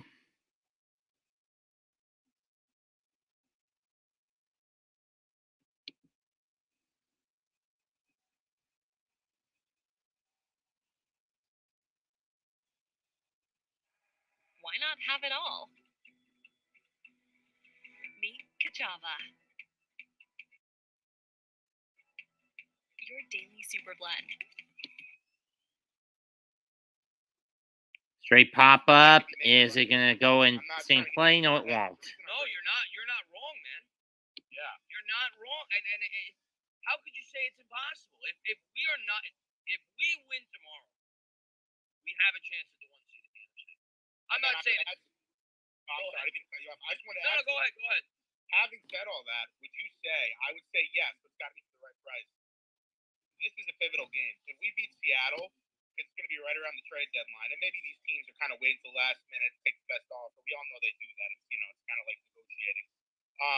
Would you say if we go 7-1, it's almost 2-2 pitch to Schwarber. Yeah, I know the future, but we got to think win now. We're going to have to make some kind of Drives that one to right, down the line, foul. Chance it's going to happen at that point. He's going to be convinced. No, it's gone. It's gone. We beat what is probably a top 10 team in Seattle. 2-run bomb. Here's what I'm going to say. And by the way, somebody asked for the link. I just put it. Thomas. You asked, how do you get on? I just put the link right there, right below where you said yes. So, Philly in back in the game. It's 5-3 Houston. And I understand fans. 403, 403 feet, 111 exit velo down the right field line. Because I do want to Hold it. I'm sure But arguing. at the same time, you have to recognize This might not hold up. 1 is 7-1. Let's see. Is it fair or foul? You beat, like you said, you won in Oh, that could be foul. Jacksonville. You won in Tennessee. You beat the Packers. You beat the Ravens. Well, a short rest traveling back from London. And you're not even healthy. This could be foul. This could come back. Their ass off to get where they are. You're trying to instill a winning culture. At that point, you do what you got to do. Like, I'm not saying you force the issue, but you look for a trade that makes sense, and you try to fill a hole in this roster. 7-1 is 7-1. I don't care how well equipped your team is in terms of if you feel like in 2 years we're going to be a better equipped team to win a Super Bowl. It was a foul ball. Sorry, folks. I jumped the gun. Win the NFC East, which if we're 7-1, you're like you said earlier, you're probably looking at 9-1 before you get through your divisional games. If you could ever get the number 1 seed, which is still not super likely, but it's possible at that point. Just missed hitting the foul pole. So, yeah. That call's getting called. That's getting called back. So close. I would say, and I think we're in agreement here. I was thinking about this before you brought me in. I just been listening to everybody else. I would say if we get to 7-1, and again, we don't want him to, leverage the house. I'd say he's Call's overturned. It's a foul ball. Brandon Cooks to say, we know he's not a long term. But I think if we get to 7-1, Cooks makes a hell of a lot more sense and looks a little more viable at that point to say, hey, listen, he's not the future, but this is a guy, help us this year. Sorry, guys. I jumped the gun. And then I know you got some other guys. My last question. So I know a lot of us talk about Saquon Barkley. I mean, I know we're fans, so of course I want him back too. I mean, I'm kind of like you. He's my giant. I want to watch that dude. I think what a lot of people find, I know everyone's worried about signing him, but with the cap space and everything, and like you said, you could always structure things. I think Saquon, though, for what his history has been, and this would be 1-2-2. This time hit to deep right. Is it gonna go? I think that is kind of It's caught at the wall.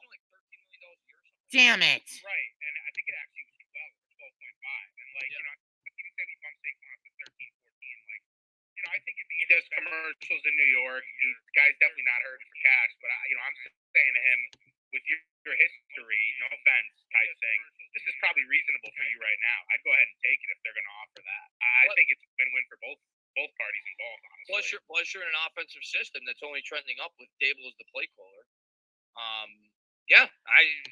Listen, if they get Saquon for $13 or $14 Damn it. million False a year alarm, for a 4-year folks. deal with the ability to get out after 3, sign me up. Get it Tucker done. reached up, and that just And hopefully, died as it got obviously, provided there. he stays healthy Philly this year, fans which at home are looks mad. like, hopefully he does. So, yeah, I would love to sign him to a deal like that at the end of the year.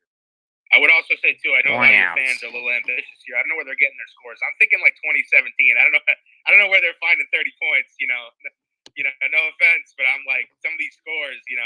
Well, I think they look at the scores. Well, I One down. think they look at the scores from last week and they see Seattle put up a lot of points. And I think they think that we got to put up a lot of points, but it's the pace of play. And I think the Giants are going to dictate the pace of play because I don't think Seattle's going to stop us. Ball one to Hoskins. I think the Giants keep this game. Son of a bitch. So close to getting back within this. I think Wynn's going to have Hoskins swings and misses. Strike one. Because as I'm sure you've heard, and this is why drafting is so important. Seattle with the capital they've gained have already hit on draft picks. They've hit on Kenneth Walker. Charles Cross is a phenomenal tackle right now. He's playing great.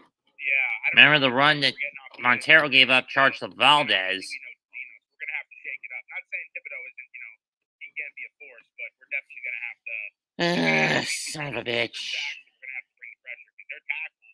I don't know who the other guy is, but Strike two. I heard this on the news because their tackles been playing out of their. I'm just going to be blunt, folks. The Phillies don't get anything out of this. I'm calling this off. I mean, I'm going to end it here on the spot.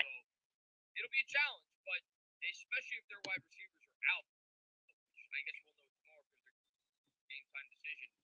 But if they're out, I think we stand a good chance. Absolutely. I just want to add to we were talking about the refs. Yeah, that Dane Belton call, who I think he's played pretty well so far. That Dane Belton call was.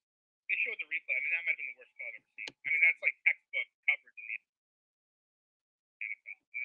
I think he laid a finger on him, and that threw the refs off. I don't know. It's like Strike three. Even the Saquon Barkley. That's 10 strikeouts against Philadelphia tonight. I guess technically he was out of bounds, but it was questionable. Like, there were so many questionable calls from within that game. Like, it was really bad, man. It was really bad.